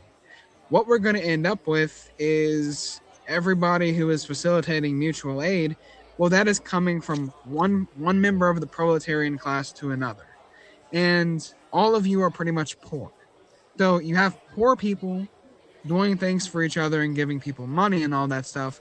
However, you're not going to develop any type of powerful system based solely on mutual aid. right. This has to It scale, and it doesn't. has to be powerful enough to take on the current system. Yeah, Yeah, and that's what. there's nowhere to generate capital Mm, except for what people are able to scrape by. right. And that I think is the best argument to combat leftists or skeptics of blockchain, crypto, whatever, no matter where you are in the spectrum, political spectrum. Um, you know, when they say things, I hear it all the time, Matt. You probably do too. When they hear things like, so what? Blockchain's a distributed ledger technology. There's plenty of those. We don't need blockchain. And my answer is, well, well, how's those DLTs been getting on? Yeah, of course, if they can change things or, you know, add, if they can help, sure. But from what I can see, they haven't been able to scale, or they haven't. If they'd have worked, and blockchain at least, a lot more than what those other DLTs are doing. Seem to have scaled, seems to be building. There's momentum around this, and it generates an economy. As you said, it's like generating energy, capital, economy, whatever you want to say, whatever word you want to use, that goes into the right hands. And if the right people own the means of that economy that produces it, wonderful. But I don't see that anywhere else in DLT. That's always my comeback. How do you answer that question when you get that sort of poke in the chest and go, we don't need crypto, we can have all of these technologies? Maybe you don't get that at all. I don't know. I respond to them by, of course, responding to any sort of criticism. Is I make them feel like I actually understand and empathize their position, and then Okay. I, You're I better the man than I am. Yeah. Okay. and then Yeah. personally, I want to have like some kind of phone call with them, or some kind of talk with them, because over text there's no such thing as tone. There's no such Sure. thing as actually hearing somebody's voice. And Hmm. I will try and get these people to have a call with me. Hopefully they're open-minded to that. And I will explain to them how counter economics currently works, and why they are already for a counter economy. And then once you have Hmm. that conversation, then you can segue into, okay, let's build up this counter economy with technology.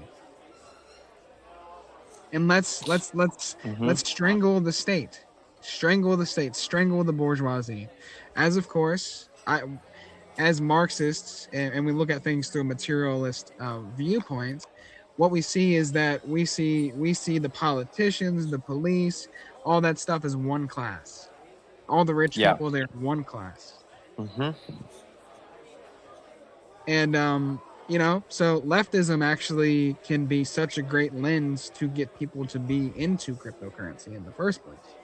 That's And an interesting point. Yeah. Yeah. because Yeah. you educate them about the crypto commons, you educate them about cooperatives, you educate them about LaborDAO, about what is it, Pact is a mutual aid project, right? Tactile. Yeah, that's correct. Yeah, That's what you educate that's them right. on first. And you, so step by step, logical there through the different parts of that. I can see building up in my mind. Like I think, there's a lot of crypto leftists here, skeptics. Leftists here, skeptical of crypto. I almost got that out in one go. Who'll be listening to this, going, he'll be hearing what I just said, and like the whole like, how do you point back, and then they'll hear your thing of just set. This is why you're a good organizer, Matt. Just speak to people, empathy, walk them through it. So I think that was great that you said that. They'll be listening to that and hopefully, sort of like you more than me, that based off that. But that's good. I like that. And another thing, if you want to, go beyond cis hetero white males and shit, and actually talk to marginalized communities about why cryptocurrency is a good thing, well, I mean, if you're talking to like maybe like specifically, African Americans, then you tell them about Black Wall Street. They probably already knew what Black Wall Street was, but Right. that was a counter economy. That was Black people putting self-sufficiency in their own hand. So is this then? I like this word. Is this the word maybe that leftists in the crypto space should use a lot more? I'm sorry, you cut out. I can't currently hear you. Oh, can you hear me now? Yes. Got you back. So, yeah, I like this word. I haven't heard it a lot. Counter economy. Maybe that's the sort of lens to maybe sell this to a lot of people through. Like this is a counter economy to what we have now, and then explain how it is. Interesting. So tell us this, Matt. We'll get on to this. How did you interact with LaborDAO, Larry Williams Jr., the founder? What was your pathway there to LaborDAO? It actually is quite an interesting story because what I did was I was interested in starting my own union at one time. And because I saw all of the bureaucracies and shit going on. And because I look at things from a holistic viewpoint, I was interested in that. And I started, me and a few others who are on the boards of directors, we started a nonprofit. We incorporated it as a public charity. We got, the benefits that would make fundraising efficient. And then then I started looking for like union software. So like membership management software, SaaS, all that type of stuff that would make it easier. And what I found was the website unionbase.com or .org. And then I looked into it. I reached out on the contact form because this was so fascinating to me. You'd never heard about it before this? Yeah. This was your discovery of it? Yeah. It was a social media platform for unions. And then I looked at, where did this originate from? Well, it originated from this person named Larry Williams Jr. And he started a union. He started the Progressive Workers Union, and that is a union that organizes nonprofit.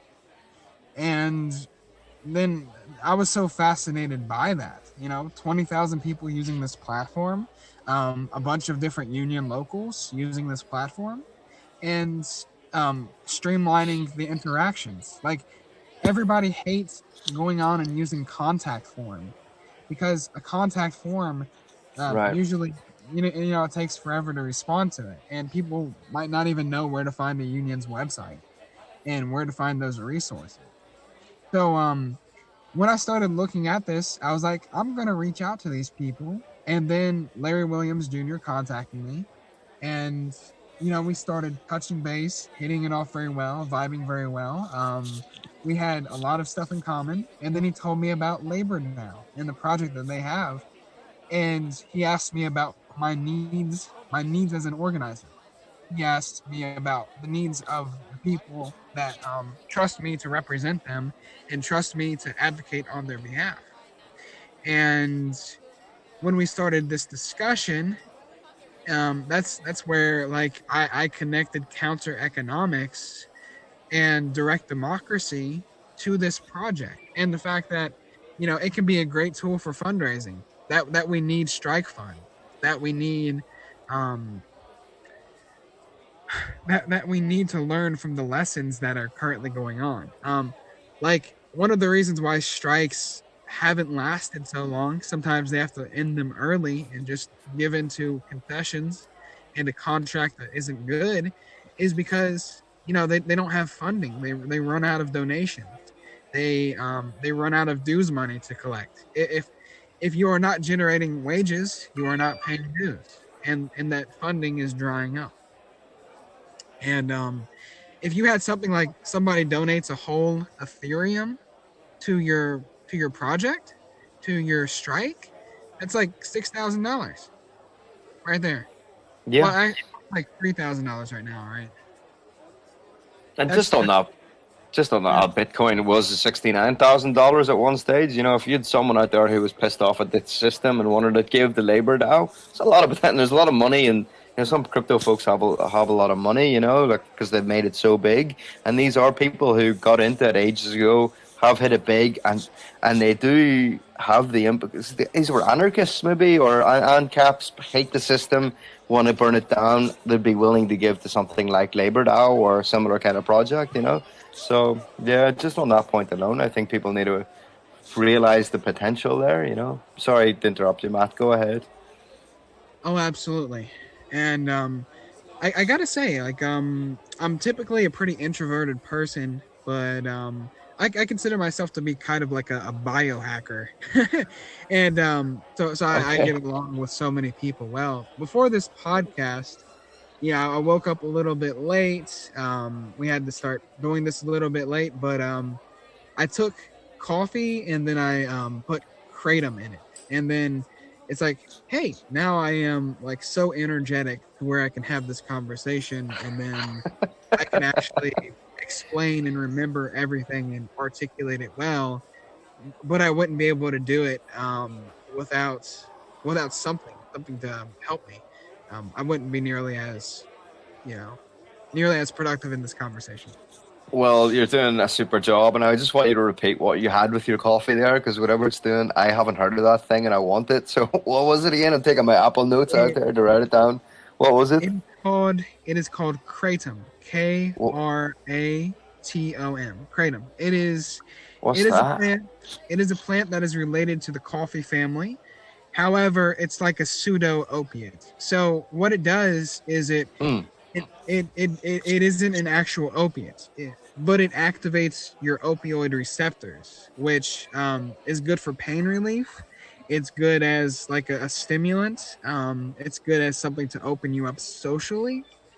And Wow. you know, Hmm. there's different kinds of kratom. There's this kratom that you will take when you want to relax and have an easier time falling asleep. There's kratom you want to take for energy, and I bought it from a place, an anarchist company. It is called it's located out of Austin, Texas. Called If you can get the name of it, that's a free promo for them. We'll clip this up, and we want to support anarchist it is businesses called or whatever. So, Brave Botanical. Brave Botanical. There you go, Brave. folks. If you like what they hear of what Matt's saying, Brave Botanical. And I bought one of their sampler packs. I bought their sampler packs, which had every strain of kratom that they sell. And then I took them and I mixed them all together, and that's what I put in my coffee. Sounds great to me. So I'm down in Buenos Aires, Argentina at the minute, and they do love their mate here. I don't know if you've heard of mate. It's like a coffee tea kind of thing, leaves, and then you put hot water in. They walk around, dude, with this thing non-stop. They even have, you know what? So it's a little cup with like a metal straw that you suck out the coffee, and then it's obviously with heat. It's warm water, hot water. So they have a flask, the kind of thing that we would bring up a mountain for a cup of tea, coffee. They carry this around everywhere. Like this is 24/7 part of their lives. You see someone going to the park, they've got the mate and the water jug. You see someone going, I don't know, for a donut, mate and the water jug. It's crazy. But yeah, so I'm all in that space right now of listening to things about what can perk your mind up. So I'm on this. I'm on this.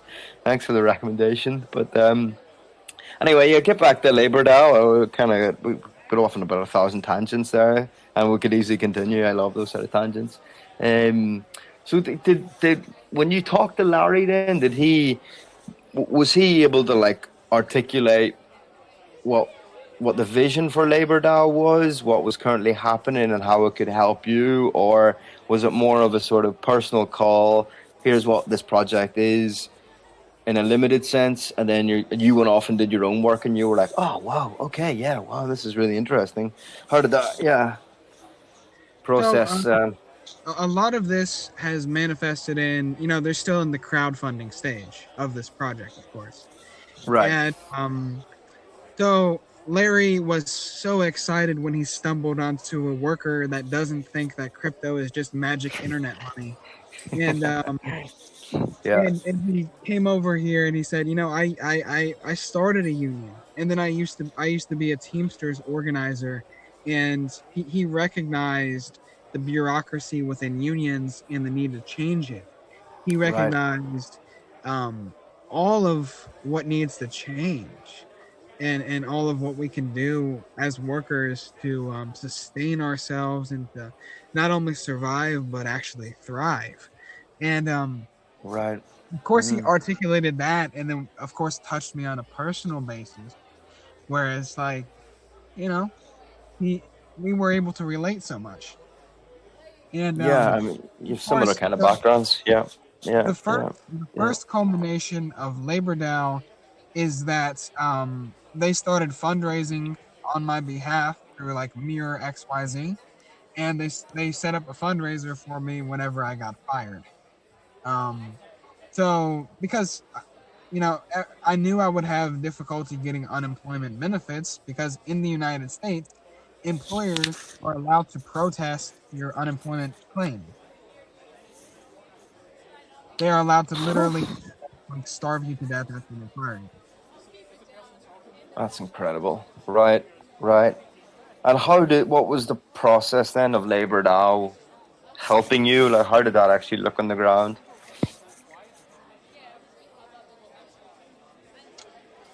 And when these employers do all of that bullshit, when they fuck around with you and they have so much power over your lives, even though you don't work for them,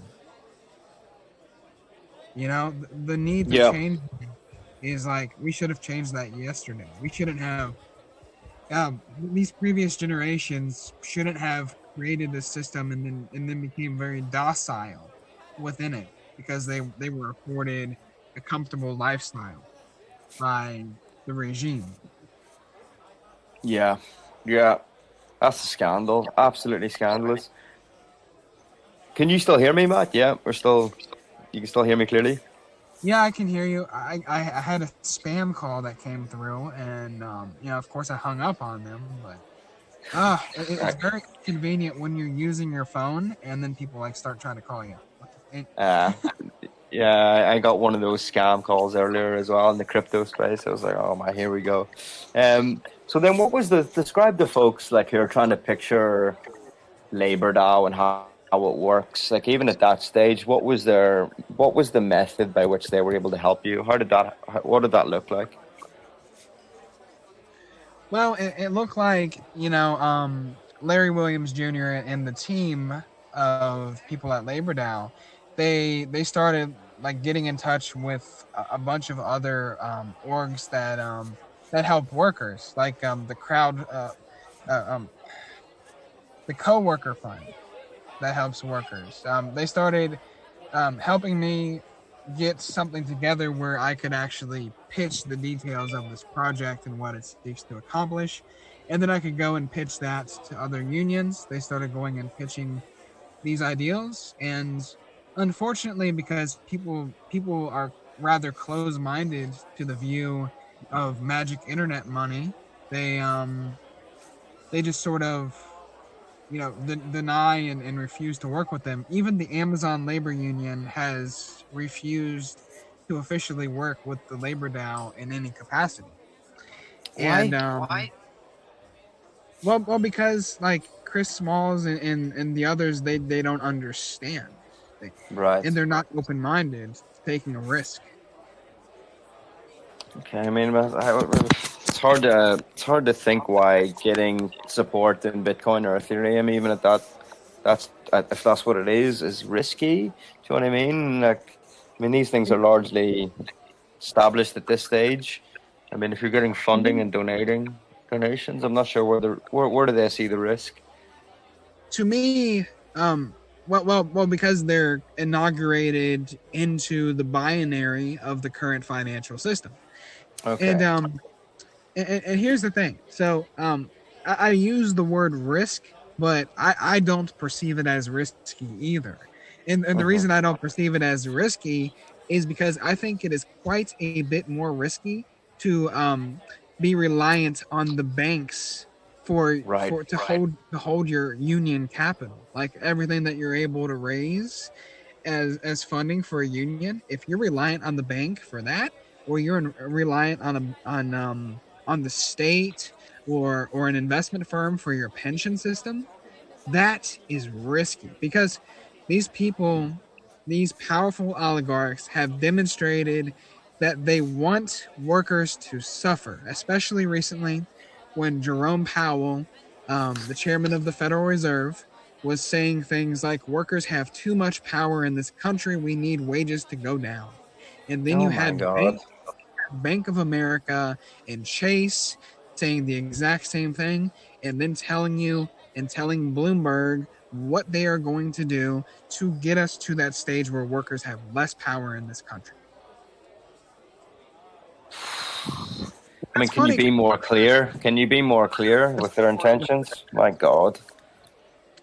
We don't have much power in the first place, and they just want us starving. They want to starve workers. They want to starve the worker movement. They want to starve the people at large. They're doing it. They're giving money to the corporations, printing money, endlessly giving it to the corporations. And then we're also seeing, we spoke about this the other day, corporations are even trying to silence people. They're trying to, PayPal last week was trying to take money from people for having an alternative view. We've seen it throughout history that they come after everyone. They've come after the left the most. They'll come after you in every way they can. You're right. Why would you stay in the fiat system? Why would you not go with something that's anarchist, that can exist in your own community treasury and nobody can touch it? Do you know what I mean? It's like, yeah, a good angle to come at that from. Like, yeah.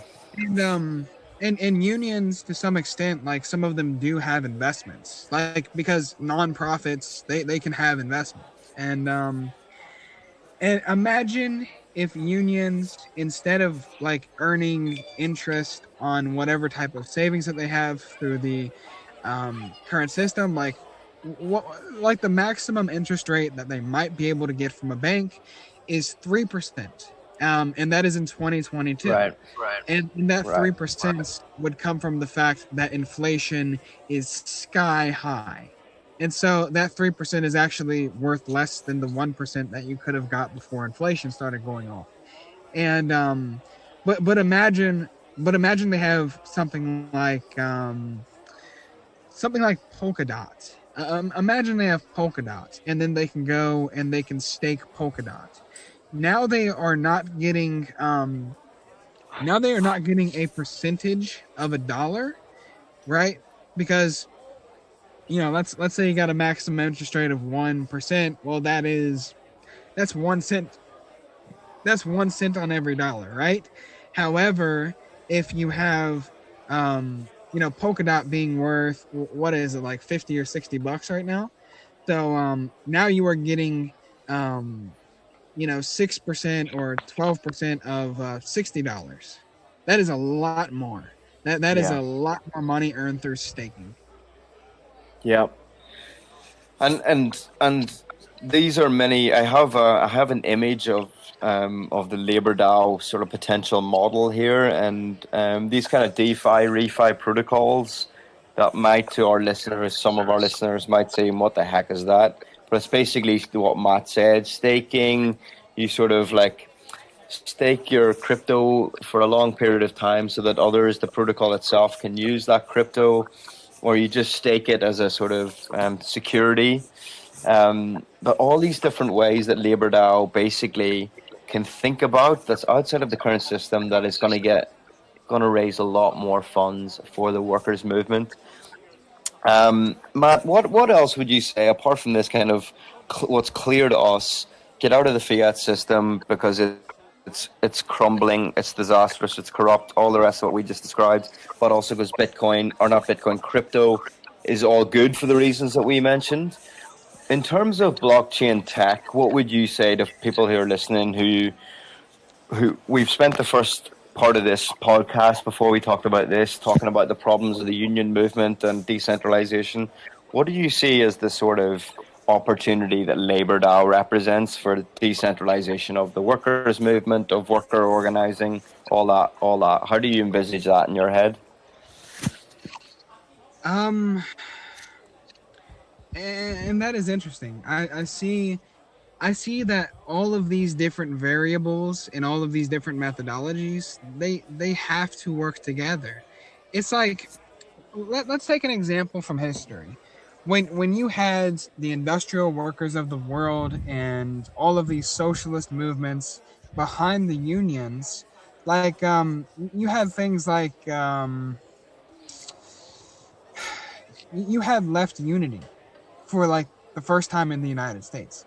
And now left unity is a lot more broad than it was back then. Like now you have to encompass all of these extra factors that technology has added. So now to an extent you need to have the means of technology on your side when you are doing this. So workers, it's pretty much essential that you engage in very well thought out counter economics. Unions did counter economics back in the day, you know, and unions, like, let's look at the Battle of Blair Mountain. That's something that happened. That is something that was crazy. And what happened there was the workers were doing their strikes and stuff, and they were getting absolutely obliterated by the companies.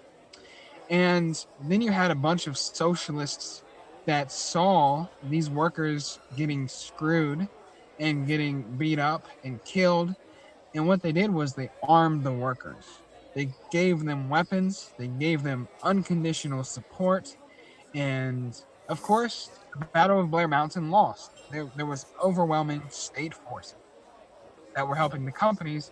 However, the goals of the Battle of Blair Mountain were still met because of the attention that it got, the attention that battle got. And then I am close to Harlan County, Kentucky, and that is a place of many decades of coal mine wars where the miners had to fight. The Harlan County War was a 30-year struggle. Actually, well, more than that. But the main part of what we officially call the Harlan County War went on for 30 years, 3 decades of labor conflict against the companies, where socialist groups got together, they supported workers, and of course the outside parts of unions, like other places where United Mine Workers had unions set up, they would allocate their resources to waging this class war. Okay. So you're drawing the analogies there, and you see that could be potentially the case with LaborDAO? I see LaborDAO as a point of inspiration. So even if LaborDAO doesn't become that successful, what we're going to see is we're going to see inspired by that project, and then they're going to make DAOs that are going to benefit workers, that are going to contribute, right? And these DAOs are going to pop up everywhere, like you and I have. Yeah. Before. I agree, and they'll pop up as just means for worker organizing or fundraising or the whole lot, or it could be worker co-ops, places of work itself. I think I spoke to another guy who's connected to LaborDAO about the sort of potential vision, and it kind of, like, if I can best describe it, it takes kind of what Union Base and also what the same kind of thing as what Union Base is in the UK, StrikeMap UK, what they're trying to do, like bring activists and organizers together on a platform, let them communicate, interact, plan, plot, the whole lot. Maybe Union Base and StrikeMap are at different levels of their development, but I think they're heading in the same parallel direction. And LaborDAO for me is a coordination technology where anyone could meet on like a Discord, as is currently happening on LaborDAO and many other DAOs, obviously, and plot together. They're organized. You could have subgroups, sub channels to do this, fundraising, budgets. You could have multi sig wallets for this, that, and the other. It's basically a coordination platform where everyone can kind of come together, and then decentralized even within it, to organize, to do all of this kind of thing. It's kind of like what's currently happening now. Bring it under this umbrella, and it would work a hell of a lot better. Do you also see it as that, even if it's not in the LaborDAO form now, or something else grows out of LaborDAO but takes that kind of model? Do you see that as, and it could work on a global scale as well? It's quite feasible to think of that easily as how it could work using this technology on a global scale. Oh, absolutely, and I agree with that. And things like StrikeMap and the organization that called itself Hot Labor Summer, they need to work together on this as well. But yes, international is so plausible, just because of the fact that cryptocurrency is international. It facilitates international trade. Yeah, the trade.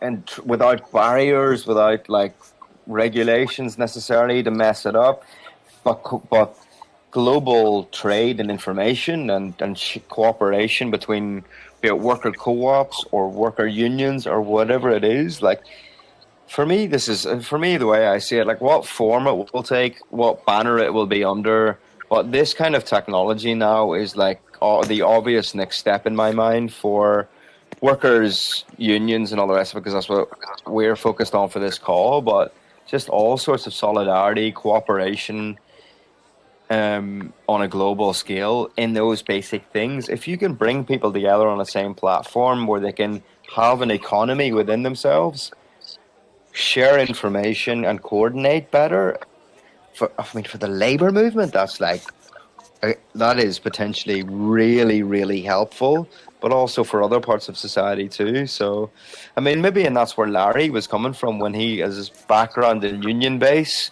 which has that kind of thing as its motivation and purpose. He was like, oh my God, Web3 blockchain could really like make this much more effective, much more efficient. Like, whoa, do you know what I mean? It's maybe obvious that someone like Larry would see that first, or see that clearly, Oh yes, that Larry is brilliant. Yeah, I never met anybody like him before. I haven't met him, but I've watched some of his interviews, and he just comes across as someone who just gets it, and has always one eye on the job at hand, but also one eye on the future. Do you know what I mean? That's not often that you find that, especially within the sort of union movement or whatever. Often a lot of people are too focused on what's happening now, because what's happening now is so important, but also you get embedded in those kind of structures. To have one foot in and one foot out is goddamn impressive, you know what I mean? Absolutely. Yeah.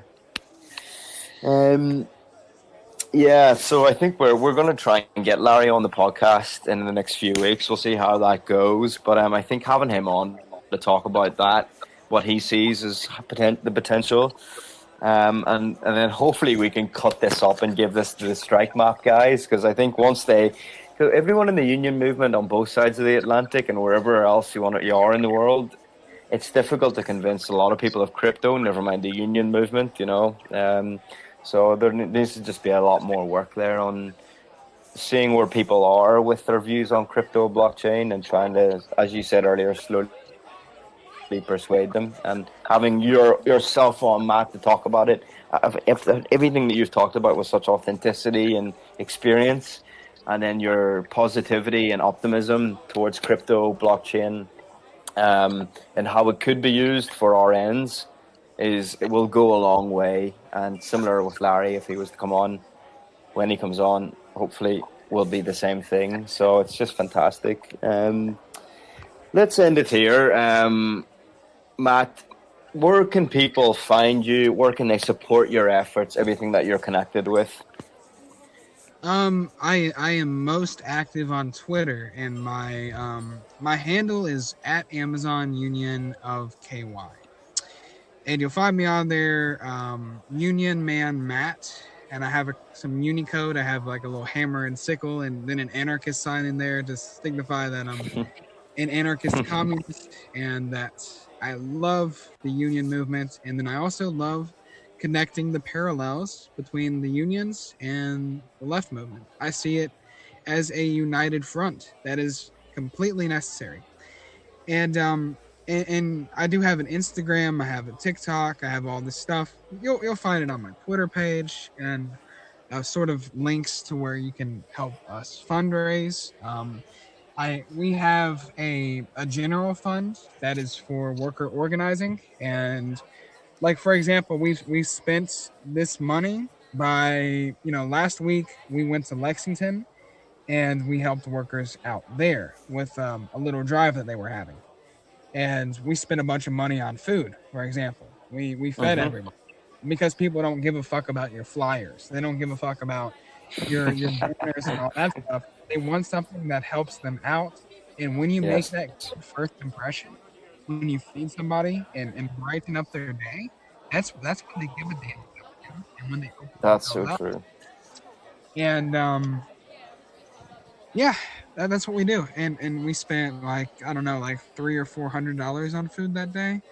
And then of course we spent money on all of the literature, all of the printing off the flyers, handing out T-shirts, and other good stuff like that. So, and then there's a second fund that is explicitly for me, that has, basically allowed me to survive while I wasn't getting unemployment. And I didn't get unemployment for a whole month and 2 weeks. Yeah. And could that happen again, Matt? Amazon has a say in the state of Kentucky, so they can go after every payment request that I make. They can say, we don't want him to get that payment, and the state of Kentucky has to listen to them. This comes from Amazon corporate too. And not to be a conspiracy theorist again, but yeah, if they're in power in that state, then you know what I mean? Yeah, absolutely. I mean, like, the company always has a say in your unemployment everywhere, because the first thing that they're going to do after you get fired is the government is going to go and talk to your employer to see if you're committing fraud or not, because they would rather catch you in fraud than actually subsidize your living. Of course. And of course Amazon would probably want to do that as well, with its relentlessness. Every time the employer does this, even if they do not succeed, which, like, they didn't succeed in my case, but they slowed it down. They slowed it down so much.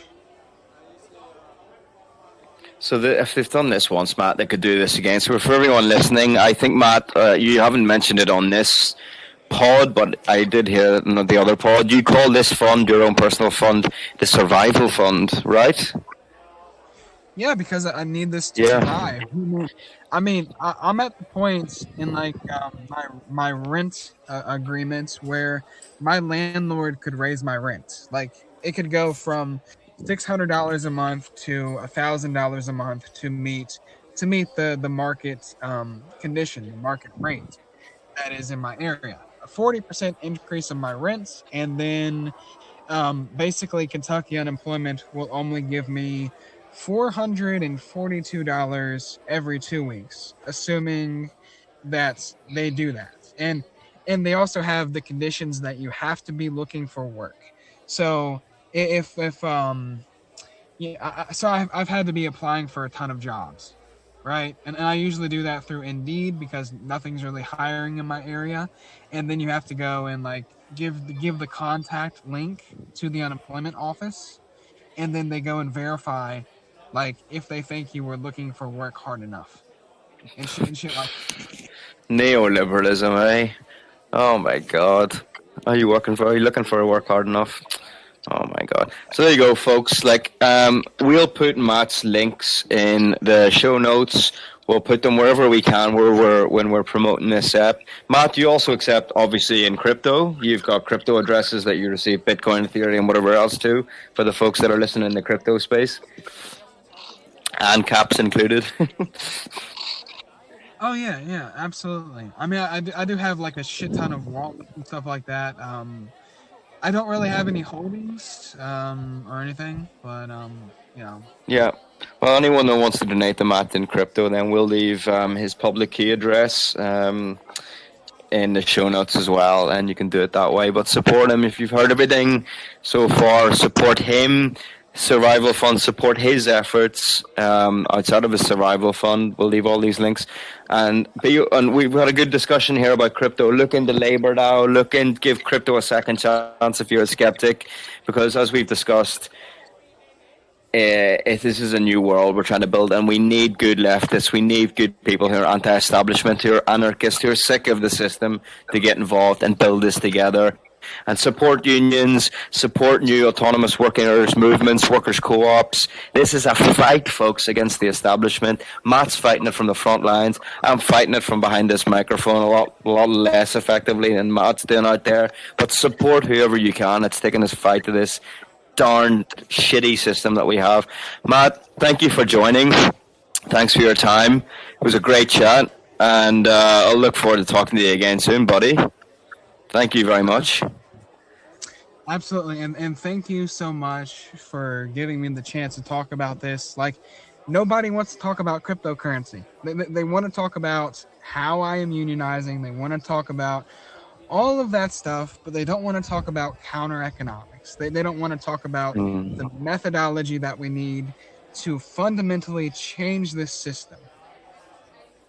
Yeah, that's so important, and I'm going to use that term a lot more, counter economics, on and off the pod, because that's so important. And you're right, great to talk about unions, what we're doing, fighting back against the current system in the system, but counter economics, building a new one. So glad you came on to talk about that too. Thank you, Matt.